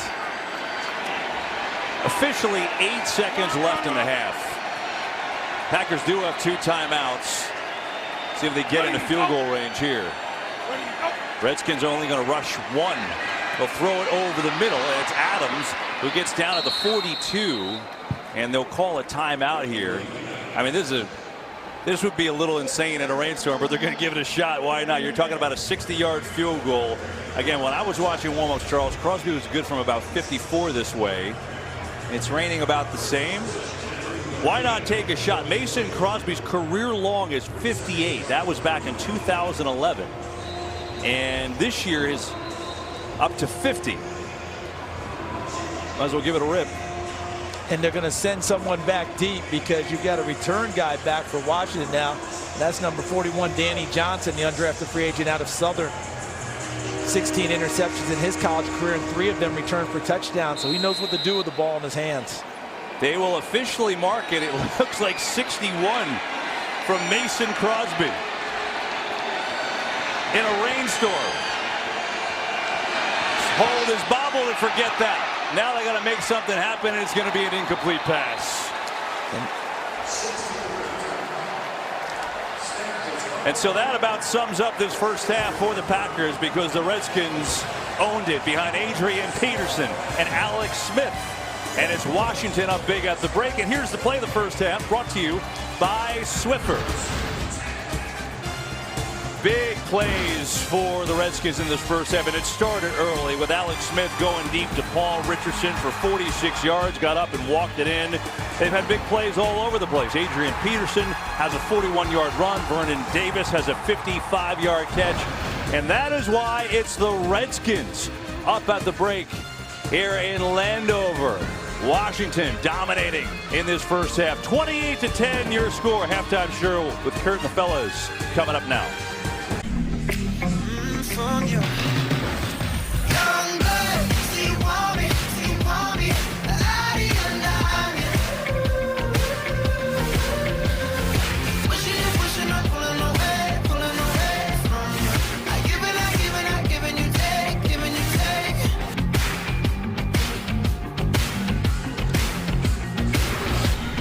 That was today's Game Flow, brought to you by Progressive.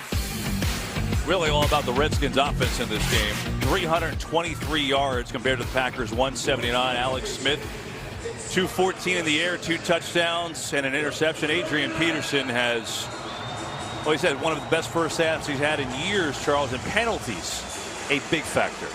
Yeah, I mean, all the other numbers are important, but that 5 for 57, including 3 defensive pass interference calls against Green Bay, that played a big factor in the first half. And Green Bay, remember, they won the toss and deferred, so they will start with the ball in this third quarter. Rodgers, what he has done in the first half, 126 yards. He's been under a good amount of pressure, too. Alex Smith has been great. And I think the thing that we talked about in the beginning is this, what we didn't see last week, going down the field, right? It's exactly. It was them being aggressive right from the word go. We always talk about scripts and how guys are going to come out of the gate calling plays. Whatever script or openers Jay Gruden was working off of, they had shot plays or dagger plays in them right from the beginning. And we saw that, and he's never backed off from it. Plus, you get the running game going as well. Now you've got Green Bay really confused about what to defend. Yeah, well, now can they get back into the game? Can they keep Aaron Rodgers clean for a little while? That's going to be the interesting thing. They'll start with the running game to Williams, and he goes nowhere. Down to the sidelines we go with Pam Oliver. Well, Kevin, we have some injury news from the Green Bay Packers regarding defensive end Muhammad Wilkerson. He suffered an ankle injury, and it's severe enough that he is being taken to the hospital by ambulance. That is the latest word on him. Meantime, right tackle Brian Bulaga, he has a back injury. He won't be in there. Mike McCarthy telling me at the half that offensively they have to clean some things up. Defensively, they got to play with better leverage. Wow, so Bulaga out. That is a big deal. So Jason Spriggs is the man who replaces him on that right side at right tackle. And his comfort zone truly is on the left side. Left side his entire time at the University of Indiana. Much more comfortable on that side, but he has to go in and try and replace Brian Bulaga now, as Pam reported. Packers is 2 of 6 on third down so far today.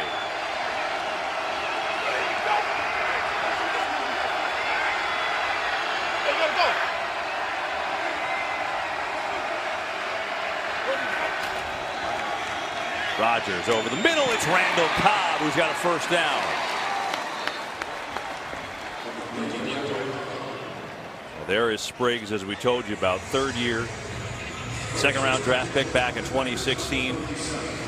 He's back from a dislocated kneecap last season, still trying to get all the strength back in his legs so he can handle those pass rushers. That's a big pickup for Green Bay there. Kind of tamped down the enthusiasm of Washington's defense for maybe just a minute. Looks like they're trying to up the tempo a little bit. Rodgers, pressure, is just going to float it out of there. Ryan Kerrigan came through and blew up that play. And Ryan Kerrigan has the option of being on either side of the line. Right, Kevin, whether he's going to come from the right side or the left side to rush. I get the sense that he's going to want to come right from here. Okay, why? Because he has Jason Spriggs in the game. Bulaga's out of the ball game. And what did he do right away with him? Just went right at him. Bull rushed him, got him back on his heels, and walked him back towards Aaron Rodgers. You know what? He's lining up there again. Yeah, I think he likes that matchup and thinks he can get some work done. On second down, they're going to set up a screen. Williams has room, has a block, makes a cut, and he's got a first down. Well, that was a perfect call. It's almost like they sensed what you talked about, Charles, and they took advantage with the hit to Williams for 11. Yeah, I think Ryan Kerrigan probably let Aaron Rodgers know I'm going to be coming all day now with this guy. So what did Aaron Rodgers do? Come on, big boy. And ran the screen right into the pass rush of Kerrigan. And look at the blocks downfield. Nice job by the center, Corey Lindsley, number 63, getting out in front and engaging. Look at this right there with number 54, Mason Foster. Really well done by the center, getting out in front with a little bit of help from 64, Justin McCray. And so a couple of first downs for Green Bay coming out of the half, trying to get into a rhythm. Four-man rush, get it to Williams again. And Williams into Redskins territory. And he's going to pick up 5 yards.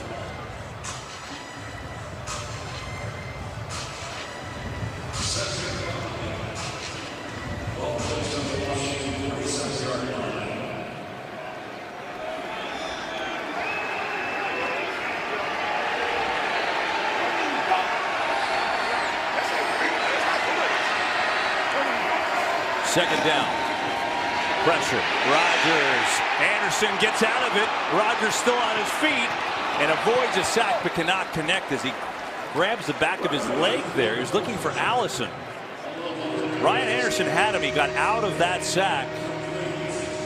And then he He was grabbing the back of the leg, it looked like, Charles, not the left knee. Yeah, trying to get away. Sometimes what happens when you're wearing a brace on one side, you end up overcompensating with your leg on the other.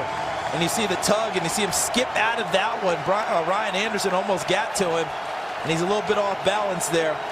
But, boy, he has gritted through so much already. He's not about to come out now. Anderson could have grabbed the knee brace, and if he did, I'm sure that hurts. 3rd down and 5. Showing blitz. Rodgers going to dump it off. Wide open is Montgomery. They lost him 1st down and then some. Ty Montgomery, no one accounted for him. And he moves the chains for Green Bay with a pickup of 16. And he didn't come out of the, and listen, he didn't immediately get out of the backfield. He stayed in there. Maybe he had to pick up someone and came out late, so the pass rush bypassed him.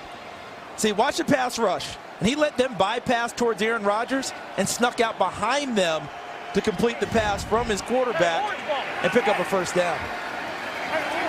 It's a good drive for Green Bay. Nice play coming up right out of the half here. Rodgers, quick throw near side is Cobb.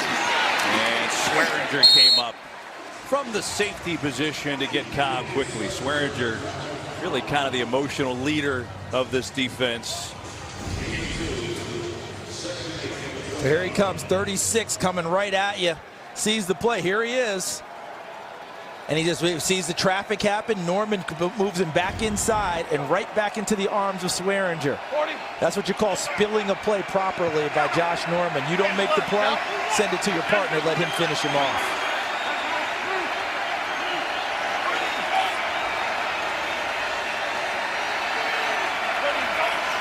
Second down. Rodgers, short pass again. Montgomery has it, head down to the 25. So a 3rd down and short is coming up. Kind of a little change up in tactics here by Aaron Rodgers, isn't it? Wide receiver dominated team, and here in this half, the pass receivers have been the running backs. The guys who aren't as accounted for as carefully and as well by the defense, and he's making them an integral part of the play. Montgomery remains in the game in the backfield.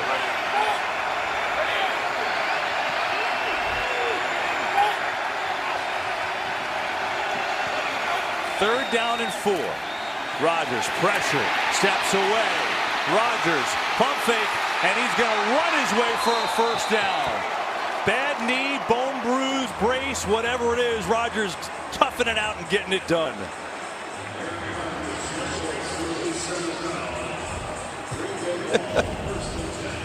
I mean, Kevin, he told us before the Minnesota game, I'm going to have to work a little bit of a circle in the pocket because I can't move quite as well. Well, he actually moved better than that against Minnesota.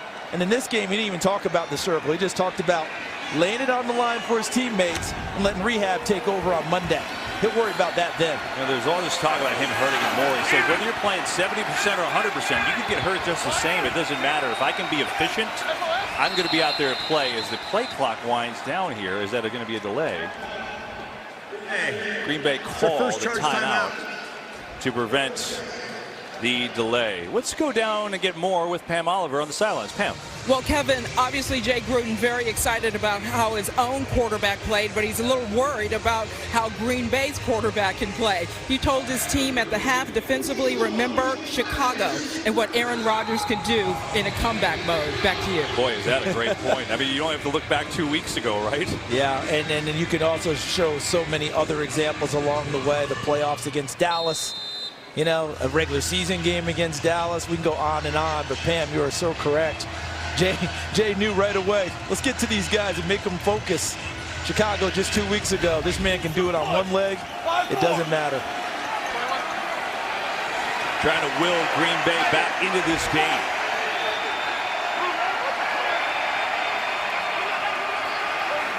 From the 15. 1st down. Time. A lot of it. Now here comes some Redskins. Rodgers running around, throwing end zone, incomplete. He one-hopped it.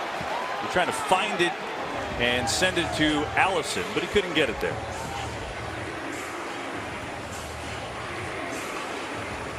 So one of his primary receivers is number 18, Randall Cobb. He works, but he knows his quarterback well. And injured or not, he continues to work and tries to work his way open. Rodgers ends up seeing Geronimo Allison on the back, and look at him directing traffic with the finger, trying to show him where the right spot to go. And then ends up short hopping it to Allison in the end zone. It's not easy out there. He's playing in pain. 2nd and 10. Rodgers going end zone, incomplete. He was going for Cobb, but Fabian Moreau had excellent coverage. And a 3rd and 10. You know what made Moreau's coverage? He may have had his back to Rodgers, which is why the ball was thrown. Watch 31.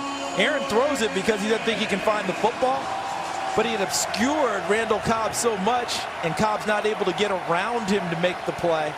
Moreau does a nice job with his length to force that incompletion.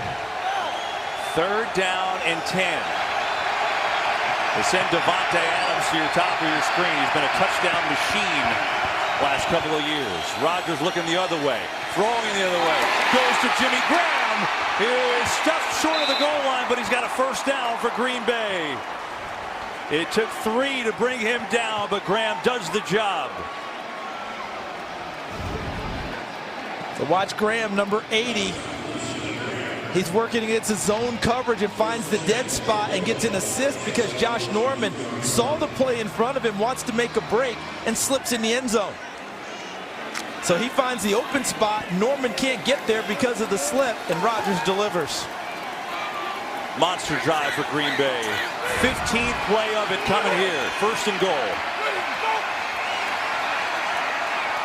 4 for 4 on 3rd down on this drive. They get it in for the touchdown. It's Adams.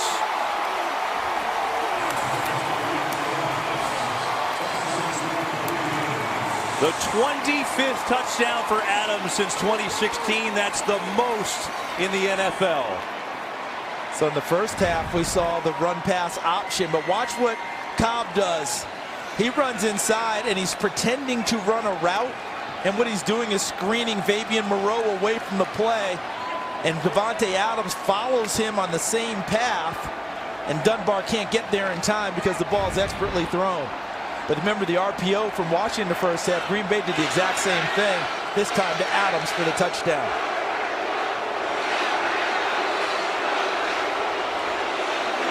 And here's some mixed crowd reaction because there's a good amount of Packers fans in the crowd here today. Some "Go Pack Go" chants followed by boos. And they look at this to make sure Adams was in. See if he was indeed in the end zone or if he was down. Take a look. Seems like a touchdown. We'll see. The touchdown call on the field stood. I think this is almost identical to the Adrian Peterson play earlier in the game, where if the call on the field was that he didn't get in, probably would have stood too. It's kind of hard. We looked at a bunch of replays. Really hard to change that call, and so it is.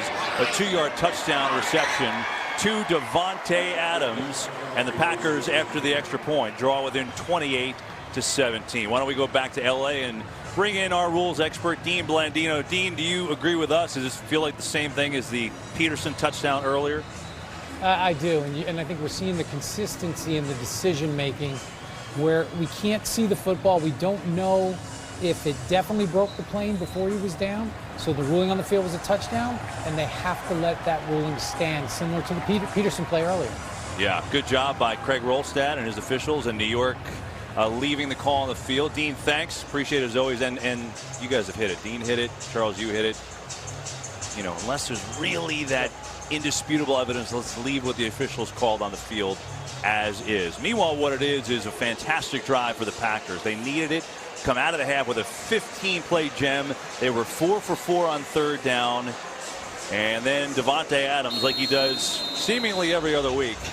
Again, the most touchdowns receiving in the NFL since 2016. And so it is an 11-point Redskin lead once again. Stroman's going to take it out of the end zone. And I got to tell you, I just never see that work anymore.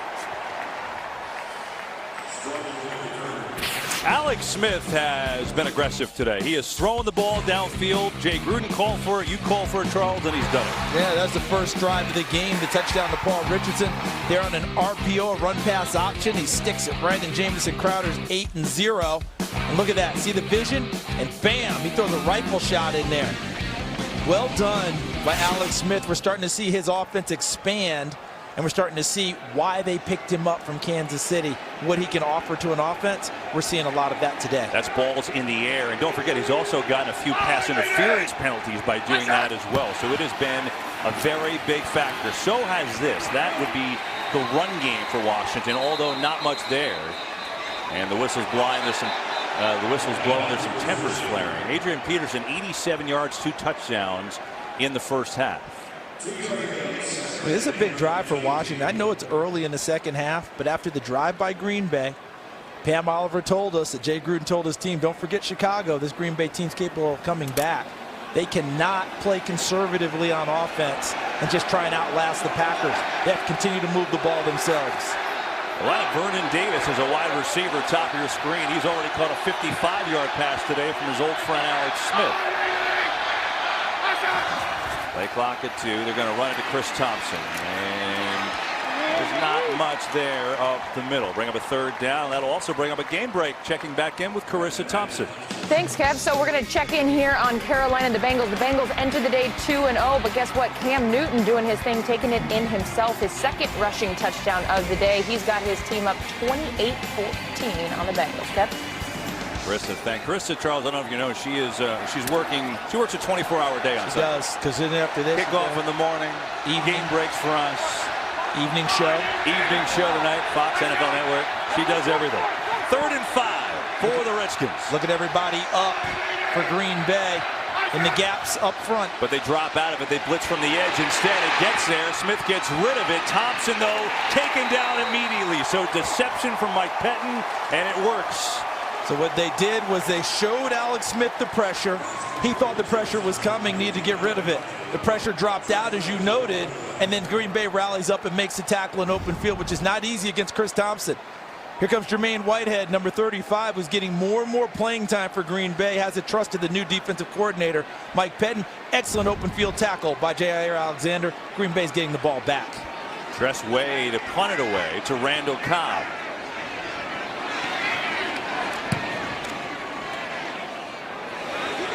Good kick.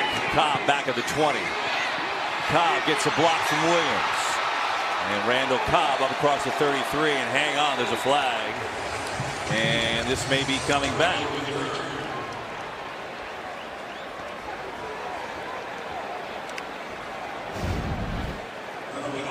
It's Tramon Williams, number 38. And right there, he actually tried to not throw that block and then went over the top. There's no foul on the play. The block was legal. Timeout. Yeah, so they saw what we saw. He tried it and didn't really throw it. Aaron Rodgers is beat up. He's on one leg. Still playing well, and now he's got the ball down 11.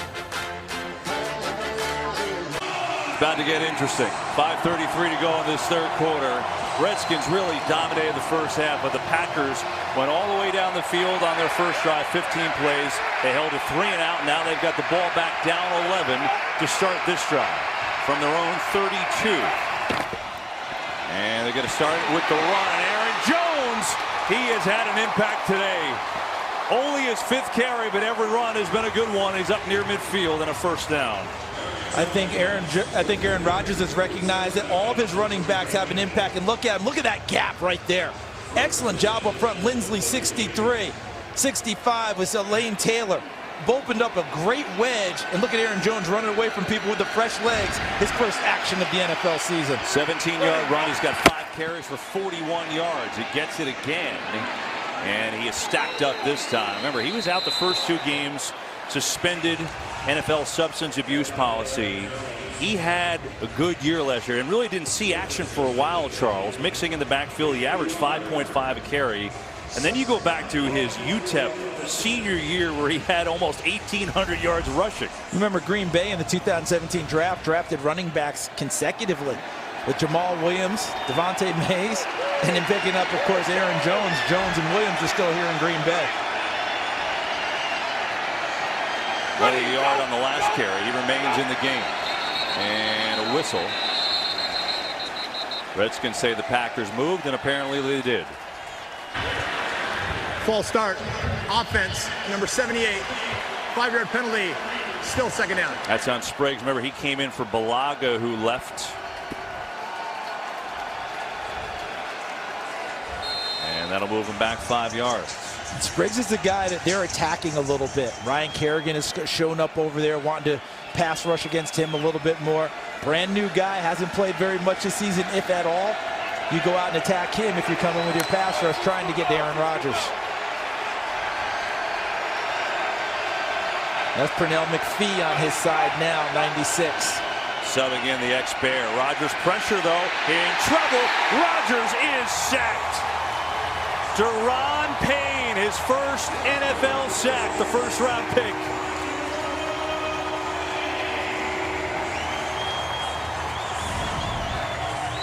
All right, so Daron Payne right here. Check these guys. Watch the pressure that you get inside. Payne and Allen. But Payne, 95, was from that left side. Your left side watching it, and whammo. Excellent job. And what was the one knock on him coming out? Could he be a force in the pass rush? And he showed that he can. 3rd and 18. Packers need to get all the way to the Redskins 41. Rodgers throwing it near there to Adams, and he is a little short. I think they go here. I think that they go because it's that short. It's Aaron Rodgers on the field, and they sure like to continue the momentum they built off the last drive and their defense getting the ball back. And you know what? They agree with you. Aaron Rodgers isn't going anywhere except to the huddle. It'll be officially a fourth and a short 2. And Ryan Kerrigan was off the last couple plays, back on. Charles, he doesn't have a tackle, a solo tackle, or a sack yet this year. All eyes on number 91 for Washington. But first, we get a timeout. Washington calls it. We'll call one as well. Big play coming up when we come back. Back at FedEx Field, big play coming up here. Aaron Rodgers and company have the ball. They're down 11, 2:33 to go in the third. 4th down and 2. And Greg Minuski, his defense, do you bring the pressure again?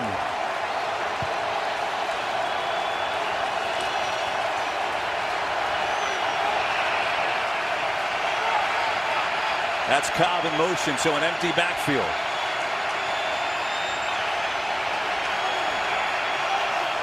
Rodgers just slips it over the middle to Randall Cobb, and that will move the chains. Just enough to keep the drive going. And he just surveyed when he sent all the receivers out to turn into the matchups. And where's his favorite matchup? He goes with his Mr. Dependable himself, Randall Cobb, who almost dropped this football. And I think Washington may want to take a look at this. I got to tell you, I think he might have dropped it. Yep, there's looking the at that flag. replay. Let's see. There it had is. Possession. Washington is challenging. They will look at this, so will we. Big challenge. Let's get the call. Big challenge for the Redskins. After review. After review, the ruling on the field has been reversed. The pass is incomplete. It'll be Washington's ball, 1st down and 10 at the 43-yard line. Well, that is 2 big drops that Randall Cobb has had today, and we looked at numerous reviews. We asked Dean Blandino, our rules expert, during the break what he thought. No he catch. said incomplete, no catch. He just never had possession. We thought no catch when we saw it after we watched the reviews because there was never possession established by Randall Cobb. That ball was moving from the time it hit his chest. And as you noted, Kevin, his second big drop of this game, the first one came on the first possession of the game for Green Bay. 3rd and 9 right in his mitts, and he missed it, and Green Bay punted the ball away. So nice job to change the call on the field, and a huge play because the Packers had some good momentum there. Now it gets turned back over to this Redskins offense. And I don't think Jay Gruden is looking at that play sheet thinking, let's sit on this lead. And he's looking at that play sheet trying to find a way to take some more shots because that's been very successful for him in this game, being aggressive with Alex Smith. Gruden said to us last week there were plays I had on my play sheet that I didn't get to, and I was sick afterwards. Today, he's been very aggressive. Well, they couldn't convert on 3rd down last week. That was the biggest problem, so he couldn't get deeper into his play sheet. It's been raining all day here in the Washington, D.C. area. And no different here at FedEx Field in Landover. And they will give it to Adrian Peterson, who bounces off a tackle and works his way to the 46 for a 3-yard gain. You know, when the Redskins lost Geis, the rookie they drafted, they thought he was going to carry the load from this year. They reached out to Peterson, who was unemployed. And, you know, you didn't know what you're going to get, right? He's been in the league a long time. And at that position, 12 years, we know he's one of the all-time greats. But what you underestimate there is when you come into some of the younger guys and what that does to them. DJ Swearinger told us that when he showed up, it was like a rock star hit the place. Said he had 3 pictures in his locker in high school. One of them was Adrian Peterson, along with Ray Lewis and Sean Taylor. 2nd down. Smith is decked. Oh, my. And a penalty. It's on Matthews again, and he can't believe it. Personal foul, roughing the passer. Defense number 52. It's a 15-yard penalty, automatic, 1st down. That's the 3rd roughing the passer on Matthews this year. So here he comes, right at you from the right side of your screen. And I want to see, is there helmet contact here? The helmet hits his shoulder, and that's what it is, from the neck up. From the shoulder pads up, the helmet hitting the shoulder pad is why Craig Ralstad pulled the flag and threw it. Clay Matthews feels extremely snake bit right now. He doesn't know what to do and what's right or what's not right. Mike McCarthy's absolutely furious. He lost a game last week because of a similar call. This one is closer to being correct, in my opinion, just by the letter of the rule. Wow. I mean, he's got to be thinking, what in the world is going on? Penalty flag on the Peterson run gives us a chance to go to Dean Blandino. Dean, what do you think on this call? You know, I think what they called here. Offense, number 85. It's a holding call. You can keep going, Dean. Go ahead. I think what they called here is landing on the quarterback with all or most of your body weight. It's just such a tough call. He puts his head to the side. He wraps. He runs through the quarterback. I'm just not sure what else he's supposed to do here. So, Dean, you don't think the helmet into the shoulder pad was part of the call? You think it's much more of him landing on top? I think, to me, and again, they're not elaborating on roughing the passer during the announcement, which makes it tough, so it's an assumption. I don't think it had anything to do with the helmet. I think they're calling that he landed on him with the body weight. Dean, would you have called that? Would you have made that call? I don't like that as a foul. I really don't. I think he's not lifting him and stuffing him. I would leave that alone. Thanks, Dean. Here's Alex Smith. And incomplete. You know, it's amazing that the controversy has been around the same guy. I mean, Clay Matthews, the first week against Chicago, totally a foul on Matthews, and he agreed with it. Last week, as we all know, bad call. I got to say, you know, Dean was the head officiating for the league. Now he's our rules expert. He disagrees. I totally disagree. See, I disagree based on what Dean is saying. I thought that initially they were calling it because the helmet was up in the head and shoulder pad area. So I thought that's where the call was. The landing on the quarterback like that, unless they're pile driving them, they've got to get away from that call. They're taking away from the product on the field. 2nd down as it goes to Thompson on the run. Al Riveron, the head of officiating for our league, has just called and told us the reason the penalty was called was indeed because of body weight on the quarterback. And I understand where they're going with that. I know what they're saying. I don't know how you tackle a guy and not land on him sometimes. Okay, if you're not picking him up and pile driving him and slamming him and doing all that, then I don't think that we should be calling these kind of penalties. And now more penalties, and things are getting crazy. False start, offense, number 79, 5-yard penalty, still 3rd down. So while all this is going on in the controversy, the Redskins are moving backwards. They had a holding penalty and now another penalty. And that's on Ty Nsekhe. Remember, he's playing for Morgan Moses, who went out with a concussion. And you notice they've kept Clay Matthews on the bench since then.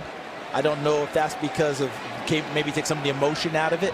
after another one where he was snake bit, or maybe he went off the field with a little bit of an injury. All that's gone on here, we have reached the end of the third quarter. Clay Matthews needs to take a chill pill, I'm sure, because he's trying to figure this out. Look at this. So are we. 28-17 Redskins after 3.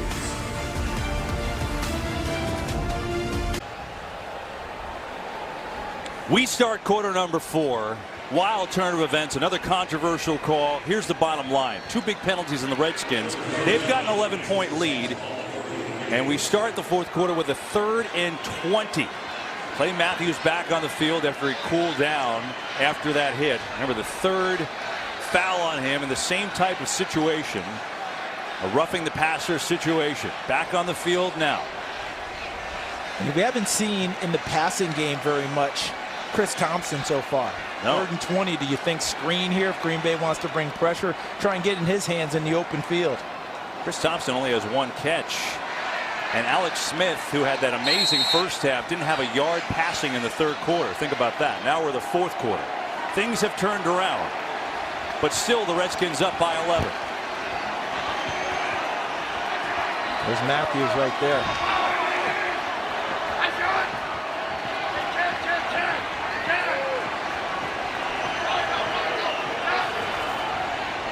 Drop back. Smith, still some pressure. Punts. Looking to run. He's got a long way to go. Matthews in pursuit. A little shove. And Smith goes all the way into the bench. And Clay goes over to make sure that he's okay. And probably send a postcard to the official saying, please don't call anything. Watch Clay here, Matthews 52, as he sends his arms out to push him. I think he's thinking to himself, oh, why did I just do that? Only because of what's happened recently. That's a normal play. He was inbounds. It was an easy one, no call. But he was probably wondering, oh, God, am I going to get one now? And who made the catch on the sideline there? I think it was Aaron Jones. Well done. Welcome back, Aaron Jones, catching the QB for Washington. So, Charles, a big hold by this Green Bay defense. Only an 11-point game. This has felt for so much of the day that the Redskins have really owned today, but they're only up 11, and the Packers will get the ball back. Way has had a good day punting. Here to try and pin the Packers deep. Fair catch called for, and Green Bay will have it at the 15. Let's review in case you haven't seen the first couple weeks around the league. Clay Matthews. Okay, this against the Bears. They're trying to close out the game, and this essentially would have done it. That is clearly a foul. Good call. Matthews knew it, told us so the other day. Last week against the Vikings. This would have ended the game because they picked off Cousins. It's not a foul. We all know that by now. It was a textbook hit. And he didn't get fined. Did not get fined. Now a textbook. That was a textbook play. Anyway, bottom line, that game ended in a tie. Now today, this happened moments ago. Controversial again. Head to the side, hits him, standing up, goes to the ground. Al Riveron calls and tells us it's because his body weight fell on the quarterback. He didn't pick him up and drive him. He didn't use his shoulder to drive him into the ground. I'm not sure what else he's supposed to do, but clearly that's an issue now going forward. Here's Rodgers going to run it to Montgomery. And Charles, and there's a penalty flag. And one thing I should say, if you're Craig Rolstad or anybody on this crew or any other crew, I think they're in a very hard position. Offense, number 65. Penalties half the distance to the goal. Replay. First down. It's on Lane Taylor, so that'll move them back. And I just think they're in a very hard position now for how to officiate this. We talked about that in the break, that if they don't make calls like that, they get dinged by the league office for their performance. And it's just a very difficult line. I think it's hard for the football fan to watch. It looks like a clean sack. I don't care who you're rooting for, and now you're off. So let's go play game. Let's go play ball now. We're in the 4th quarter. And moves them halfway back. So a 1st and 18 now after the penalty. Rodgers coming near side. Almost intercepted. Miscommunication with Cobb as Fabian Moreau tried to get there. Instead, it's just an incomplete pass. If Moreau was able to actually be in a half crouch and turn like an outfielder and go back and get it, it's an interception. But because he's backpedaling underneath it, he can't find enough traction to get there. Watch 31 in the burgundy. See, if he's able to turn and run, but see how he's having to back up and backpedal? Not able to get there. Ball gets over his head. Could have been a huge play for Washington's defense. Packers backed up. 2nd and 18. 4-man rush. Rodgers going to dump it off. It's Montgomery. Makes a move out across the 10, and he's taken down there pretty quickly by Zach Brown, the speedy linebacker for Washington, and this is going to be a 3rd and long. And that's something that Washington's defense has done pretty well throughout the game, which is rally to the football when it's thrown underneath, and they'll need to continue to do that if the ball gets dumped under. First guy missed, but the second guy was there to make the play. First couple weeks, these fourth quarters have been roller coasters for the Packers, right? The monster comeback against the Bears, and the defense gave it up against the Vikings last week. What do we got today? Right now, it's a 3rd and 14.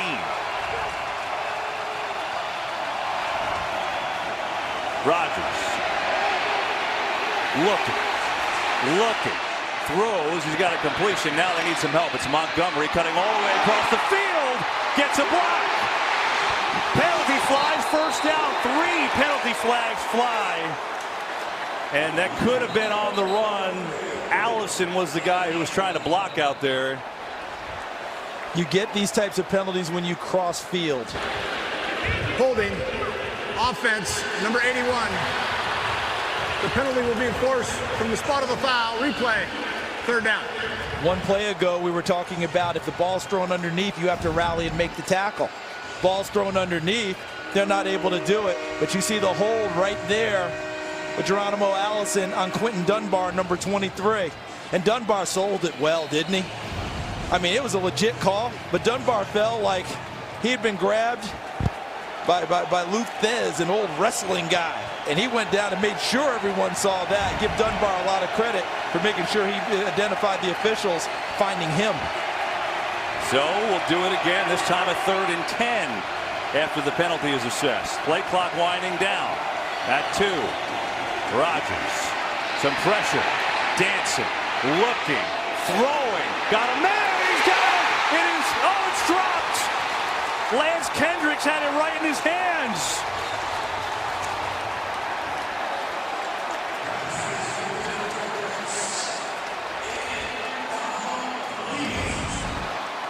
The one thing I write on my boards with every game with Lance Kendricks, and look at his eyes there trying to follow it in and unable to focus, and his hands weren't really in the proper position. It's like he was fighting the football instead of enveloping it.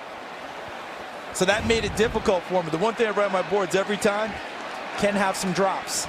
And he came up with a big one in a crucial spot there for his Packers. Here's the punt by Scott. Another lunar lander from him. Returnable, though. Strowman, and he's up to the 35. The Packers have had 3 big drops today. 3. That one cost them a big play. They had one on 4th down by Cobb. They're making some mistakes. The Redskins. Can they salt it away? Up by 11. Now, Lance Kendricks has to make that catch. It was a perfect throw. Would have been a huge gain on 3rd down for Green Bay. They've had 3 drops, all on either 3rd or 4th down today.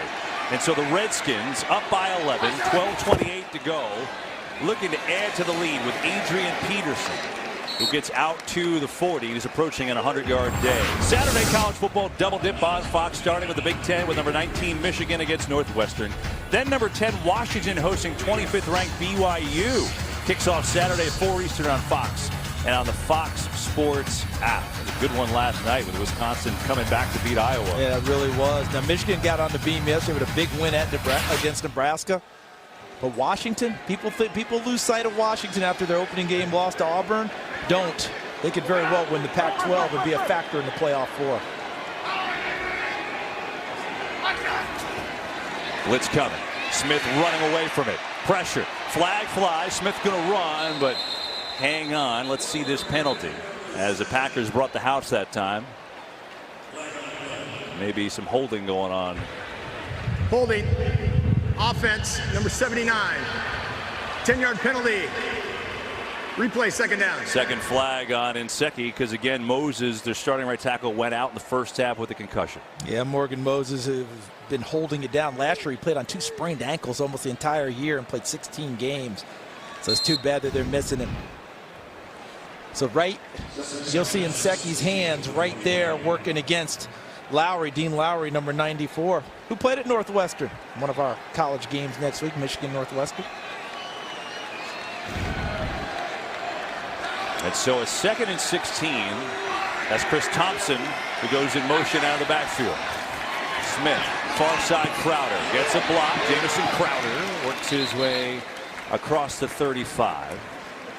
And a third down is coming up.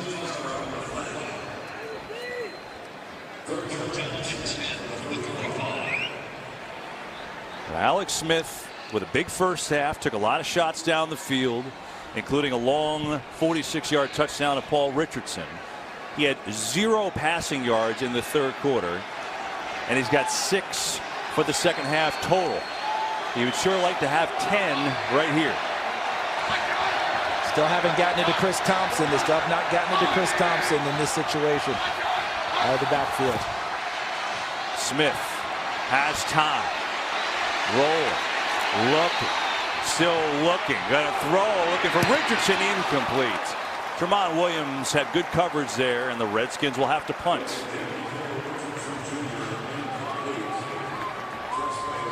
I think the coverage was excellent here at the top of your screen. Watch Tramon Williams, number 38. He dances with Paul Richardson really well. And look in the middle, Clinton Dix, 21, working inside. Josh Jackson, 37.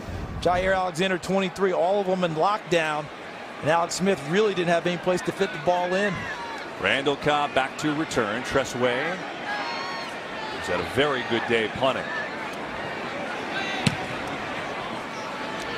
Cobb backpedals, another good kick from the 10. Cobb near side out to the 20, and another penalty flag flies. So let's see on this flag from Mr. Rolstad.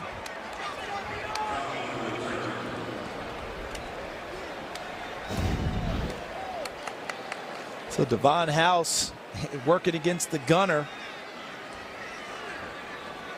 And that's Greg Stroman, the rookie out of Virginia Tech for Washington. During the return, holding. Return team. It's a 10-yard penalty. First down. Luckily he couldn't be flagged for hold. Would have been a lot of yardage. I mean, you might as well get your money's worth. Green Bay's ball down 11. Well, it's been a fun game throughout the raindrops today from FedEx Field. Aaron Rodgers in the fourth quarter, he was unbelievable on that injured knee week 1 when he came back in the game. He was really good last week too, and he needs to be great again today. His team down by 11, 10-11 to play here from Landover, Maryland. And they'll start it out with a quick hit to Jimmy Graham, who breaks a tackle. First down for Jimmy Graham out across the 25 up to the 28, and that's a good start for this Green Bay offense, as Graham has been involved again today, a gain of 18. Tackling has never been as important for Washington today as it is on this drive. And we had a missed open field tackle by Monte Nicholson on Jimmy Graham that gave them extra yards and a big chunk of yardage for Green Bay. The Green Bay's dumping it underneath, quick passes. Wash has got to come up and put guys on the ground at the spot. By the way, we had a shot just for coming back at break. I don't think Aaron Rodgers could hear in his helmet. He was saying that he couldn't hear. Don't know if it got turned back on. See if that affects anything. As they're going to go on a handoff here to Williams for a short game. This is what I'm talking about. He's looking at the sideline saying, yeah, not hearing things. In other words, don't worry about it. I'll call it myself. I got it. You know, and that's the beauty of it. If that helmet goes down, Aaron Rodgers can handle the offense. And he said that, I can see you, but I can't hear you. So maybe they'll go to hand signals now because everyone has that as a reserve.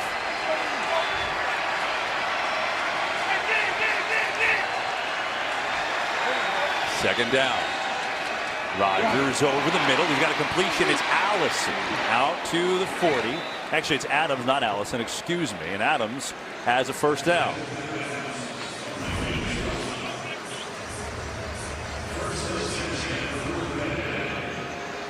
And that was working against Josh Norman. He ended over on that side, and Adams gets inside and completes the catch. But a good job by Norman not letting it turn into a bigger play with a nice tackle in the open field. 8.5 minutes to go. Rodgers, over the middle, nipped. Oh boy, got tipped. And Swearinger, who's made some big plays already this year with 2 interceptions, wanted another. Watch Swearinger right here. He just sits and reads it, and he realizes that Graham's cutting in behind him. Did you see how his head looked towards the sideline, and then he got his head back around inside when he realized Graham was slipping behind him?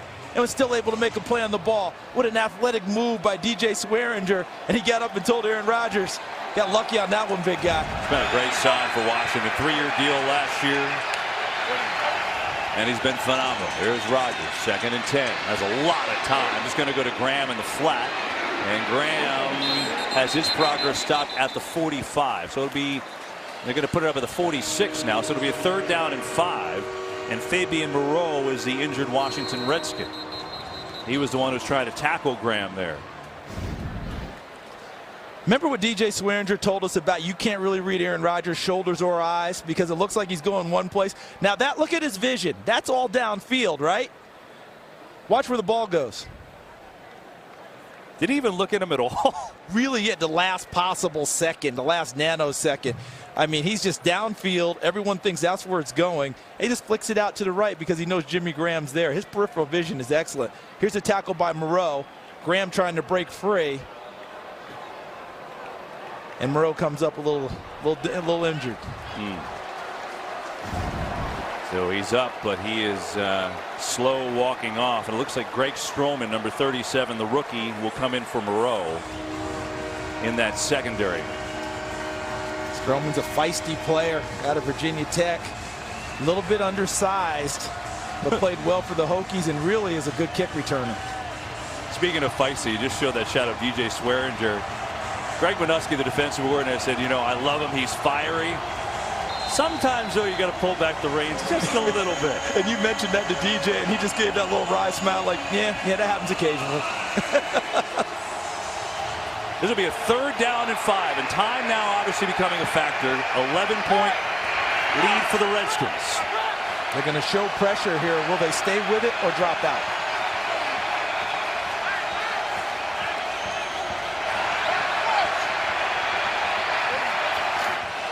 Rodgers, pressure up the middle, sees it, throws, incomplete. Montgomery was looking for a call.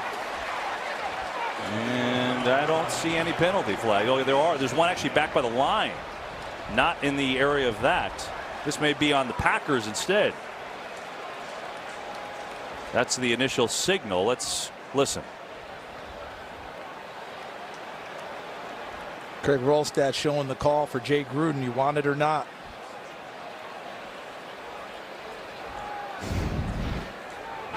Holding, offense, number 62.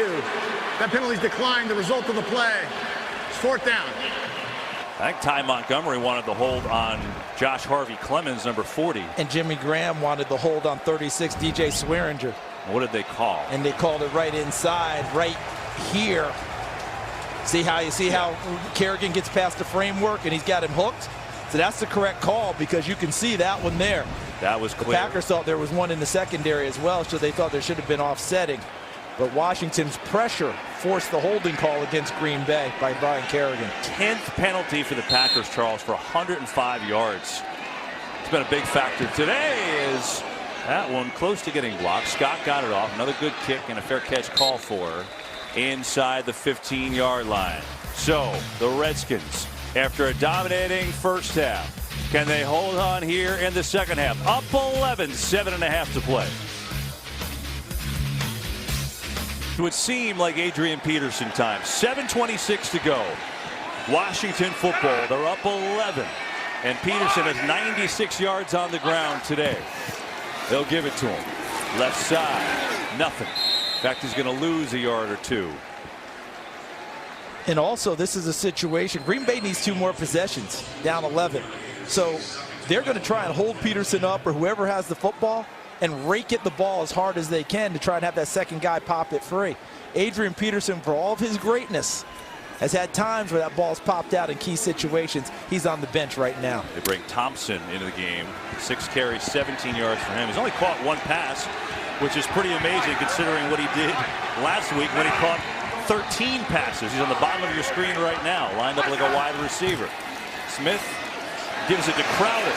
Crowder on the carry, and he gets up across to the 16-yard line. Let's get a game break from Carissa Thompson. Thanks, Kevin. So the Falcons were down by 1 in the 4th. Matt Ryan is having himself a day. Finds Mohamed Sanu from 5 yards out. A career high 5 touchdown passes for Matt Ryan. 2-point conversion was good. They are up 37-30. Another wild game. It looks like Steve Sarkisian has figured out things for their offense, not stagnating anymore. One of the better rivalries in the NFL that maybe doesn't get talked about as much. 3rd down and 6. Blitz coming. Smith running away. Here comes the pressure. Throws incomplete. They brought the corner blitz that time from Josh Jackson. And it hurried Smith, and a punt for Washington. And what great coverage by Jermaine Whitehead in the middle, okay? Watching this portion of your field. All right, Whitehead right there takes away where they wanted Crowder. You see where Alex Smith was looking? He was looking inside. Crowder trying to run a little slant route into an open area. Whitehead took it away, ended up killing the play. Pretty important punt for Tress Way, who's had 2 that have gone 57 yards today. And Cobb. Good high kick. Cobb takes it. Looking for room. Not much there. Thursday nights, well, they're about to get a lot bigger. Fox becoming the new network home for Thursday Night Football. Vikings-Rams, a battle of NFC heavyweights, Thursday, 7:30 Eastern. It's on Fox, also live on NFL Network and streaming on Prime Video. Now, it's a game, and the Vikings are going to be mighty angry because they're losing 27-6 to the Bills with 2 minutes to go in the game. And that's going to be a heck of a game on Thursday night because Minnesota getting jumped on today. They'll come in ready to go, and the Rams may be the best team in the league after the first couple weeks of the season. But Washington did not take much time off the clock on their last drive. Green Bay has good field position to start this one. 2 timeouts for Green Bay. They need a touchdown. They need a 2-point conversion and a field goal, all in 5:55. Rodgers has started off with Montgomery, who's out across to the 46 and steps out of bounds. A gain of 4. This stable of running backs for Green Bay has given them nice play today. Running pretty well, catching it out of the backfield, and now they have that understanding in the passing game of conserving the clock. Montgomery getting out of bounds. Look at that. 3 big drops, all on 3rd or 4th down. 10 penalties, multiple pass interference penalties. It's been issues for Green Bay today. That's why they're down 11. At least part of the reason why. Ball's loose. It's on the ground. Cobb fumbled. Who's got it? Redskins football. Fabian Moreau forced the fumble. Looks like Norman's got it. Here's Moreau, 31. Watch the intelligent play. First, he fights off Davante Adams with some physicalness. Swearinger wraps him up, and Moreau rakes it out as Cobb is going to the ground. Green Bay will want to protest and see if Cobb was down, but as he's going down, was his knee down as the ball was being pulled out? No. That's going to be the question right there. So as he's raking it right now, is the knee down? The motion of the rake started before the knee went down. They called it a fumble. I think they'll stay with it. Yeah, I don't think he was ever down. He's not down right there. And so, heck of a play by Fabian Moreau. 3rd round draft pick last year out of UCLA. And that comes at a pretty big time. They will look at this. And we're going to put Dean Blandino to work in just a minute one more time as Randall Cobb. And just so many opportunities lost by Green Bay today. There's Dean Blandino looking dapper as usual. Dean, fumble, that's the ruling on the field. What say you? Looks like a fumble. We're looking at that left knee leg. Remember, it's any body part other than a hand or a foot touching the ground. Looks like a good strip. Ball's out before the knee is down. Again, it's close, but I don't see anything that's going to let him change the call on the field. Yeah, I agree with you, Dean. I think Kevin agrees as well. It's a heck of a play by Moreau in that situation. Swearinger wrapped up Cobb, and Moreau knew he had license to go and try and make a play on the ball, and he did exactly that. Got hurt the previous series and came back for a big play for Washington. And this has not been Randall Cobb's day. You know, and as Dean has instructed us earlier in the day, remember we had 2 calls in this game, 1 for each side. The Peterson touchdown for Washington, the Adams touchdown for Green Bay. Both After review, the ruling on the field stands as called. First down. That's the thing. They've stayed consistent. The rulings that have been made on the field, and they've left it there, and I think that's another good call. And so a big turnover. Moreau calls it. Norman recovered it. Redskins with 5:23 and an 11-point lead. Have to be feeling pretty good right about now. This Washington defense came in ranked #1 in the NFL to start today's game. They're gaining more and more confidence with every snap now, aren't they? Sure. They're doing a heck of a job against a high-powered Green Bay offense. Peterson. Adrian Peterson running free. First down inside the 30. That'll put him up over 100 yards for the day to go along with his 2 touchdowns.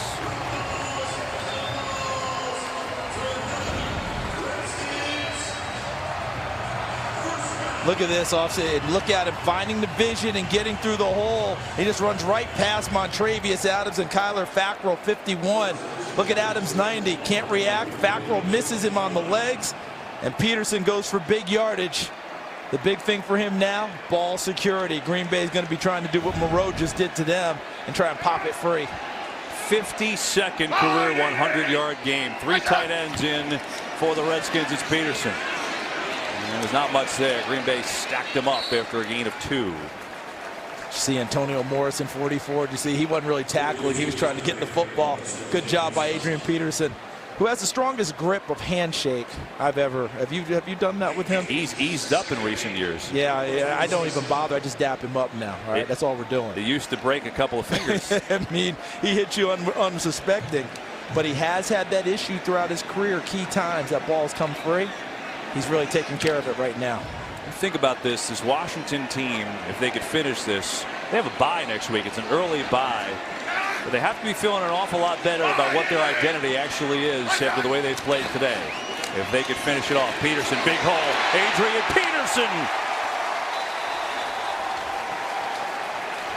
I'll tell you what, Charles, I know he had a couple 100-yard games last year in Arizona. This is the best he's looked in years.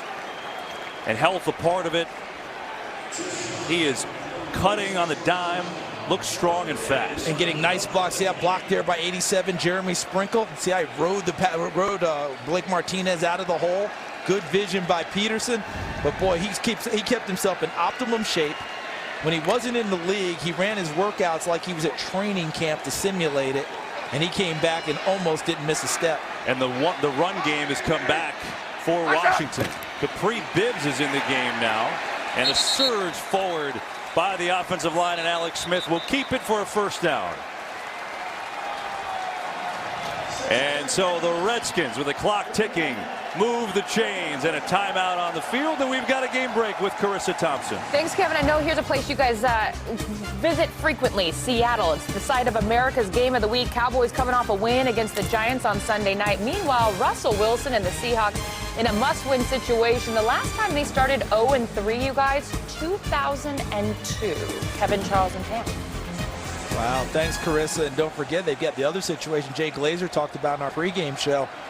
What's going to happen with Earl Thomas? Remember, he had talked about being a Dallas Cowboy, and he kind of sat down in practice this week. They say he's going to play, but it sounds like they're going to have to reach a major decision come next week about whether to keep or trade Earl Thomas. Can't figure football sometimes, right? The Vikings getting blasted at home by the Bills. The Redskins are putting it on the Packers here today. We got a penalty.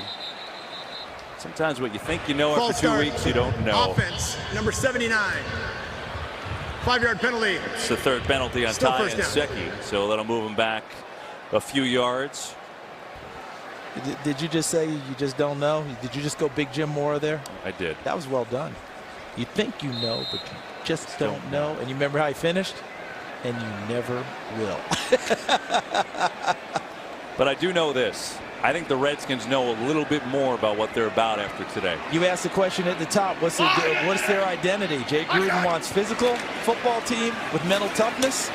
I think he got all those components today. How about this Capri Bibbs, who was just activated from the practice squad, who has played in the NFL before for Denver, and comes in and gets a carry late in this game as the Redskins trying to finish this off. Meanwhile, a timeout on the field by Green Bay, their last, and we'll be back in 30 seconds after this message. Adrian Peterson, all smiles, 19 carries, 120 yards, 2 touchdowns for him. And the run game for Washington today, 163 yards. 2nd and 14 here. Under 3 to play. Smith on the fake. Can run if he wants it. He'll just slide down and let that clock run because the Packers are out of timeouts right now. And they're down by 2 scores. So the Redskins, we talk about them going into the bye next week. They've got some tough games coming up after that. At New Orleans, which Saints are losing again today. There's 2 minutes left in that game at Atlanta. Carolina, Cowboys at Giants and at Atlanta. But I think if form holds true, and in the NFL it never does, but Charles, maybe the Redskins haven't had, because of injuries to the line, they haven't had a real running attack in a while. And today they fashioned it together with an offensive line that needed help again because of injuries. Chase Roulier, their normal center, played left guard.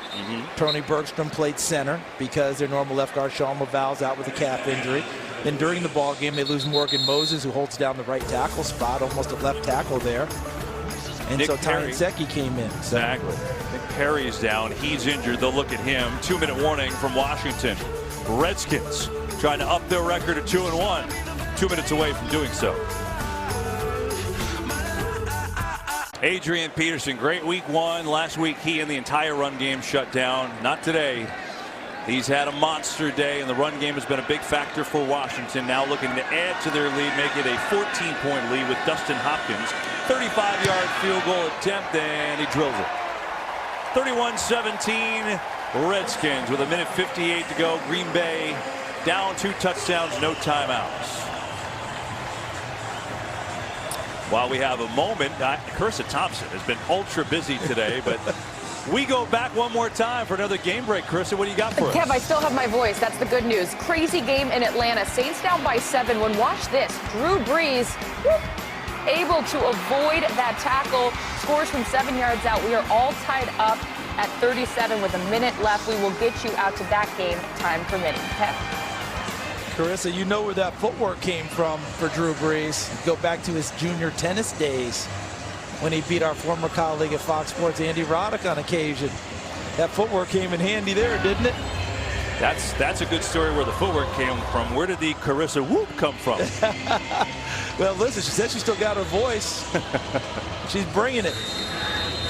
Tough day for Randall Cobb. Tell you what, really tough one. Not normal for him at all. No. He's had 2 drops. He's had a fumble. He's been a fantastic Packer for a long time. This is not his day. And look, Washington jumped on Green Bay early, and they really never let up. No, and that's where we have to make sure the credit goes. There's different things that have happened in this game, but Washington took charge early and made Green Bay chase. So give them nothing but credit. Charles, they've had plenty of opportunities. I mean, they've had big drops, and big opportunities. Here's one in the end zone. That was on 4th and 2 of a good drive, an 11-point game. That was a monster. How about this to Kendricks? Right in his hands on a 3rd down. Couldn't connect there. Rodgers played admirably again on that bad knee. He's 26 of 41, 261 yards and 2 touchdowns. Well, the Packers they're in an interesting spot now. They're going to be 1-1-1, and going forward, Rodgers is so tough, but that knee I can't see how it gets much better playing on it. So tough spot for Green Bay. Washington's played well today. Here's Aaron Jones. Yeah, they certainly have, and all that we showed is spot on. Tough for Green Bay. But other than the drop by Cobb, right, and even the drop by Cobb, they were already down 7. Remember, Washington just took off, came out of the gate, and just flew and said, you got to chase us today, Packers. And the Packers haven't been able to catch up. So give Washington nothing but credit in this one. 1:54 to go. Packers need 2 touchdowns. They're out of timeouts. Rodgers pumps. Pressure from Kerrigan, throws incomplete in the direction of Jimmy Graham. It'll be a 3rd down and 5. Greg Manusky told us, the defensive coordinator for Washington, before this game, what was one of the key things he wanted for his defense. No balls over our heads. The closest we came by was Kendricks with the drop. But late in the ball game, nothing's been over their head. They've made them check it down underneath. And it's been a struggle for Green Bay. Here, a 3rd and 5. Rodgers. Pressure from Kerrigan again. Floats it to Jones. Diving! And he can't make the play. And there's a penalty back by the quarterback. The signal is a hold, and looks like it's on Green Bay. Holding. Offense, number 78. 10-yard penalty. Still third down. It's on Jason Spriggs. Came in for Brian Bulaga, who got hurt earlier. Oh, look at this. You'll see it coming into picture right there. If that's a wrestling move, that's like a crossface, except up under the chin. And Ryan Kerrigan kept pushing forward and drew nothing but attention to that call.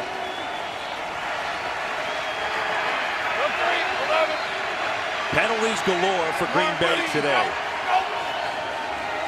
Rodgers, 3rd and 15, and he is sacked by Allen.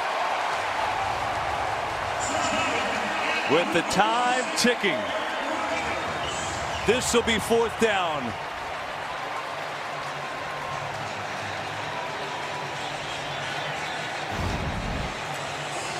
Watch the work. Jonathan Allen even puts a spin move on Lane Taylor to finish things off.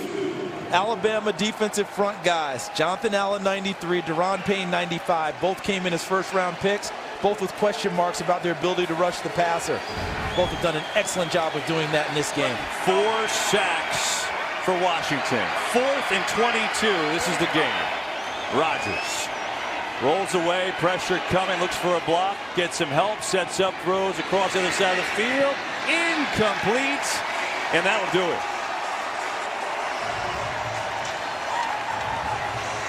Redskins are going to go on and win this thing 31-17, and Mason Foster wants the crowd to get involved and give them a little cheer.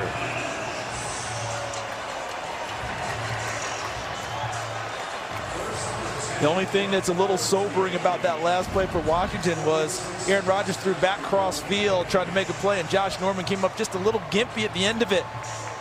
They're hoping it's nothing serious, and as you noted earlier, Kevin, they're headed into an open week, which gives them additional time to heal. What a great game for Washington.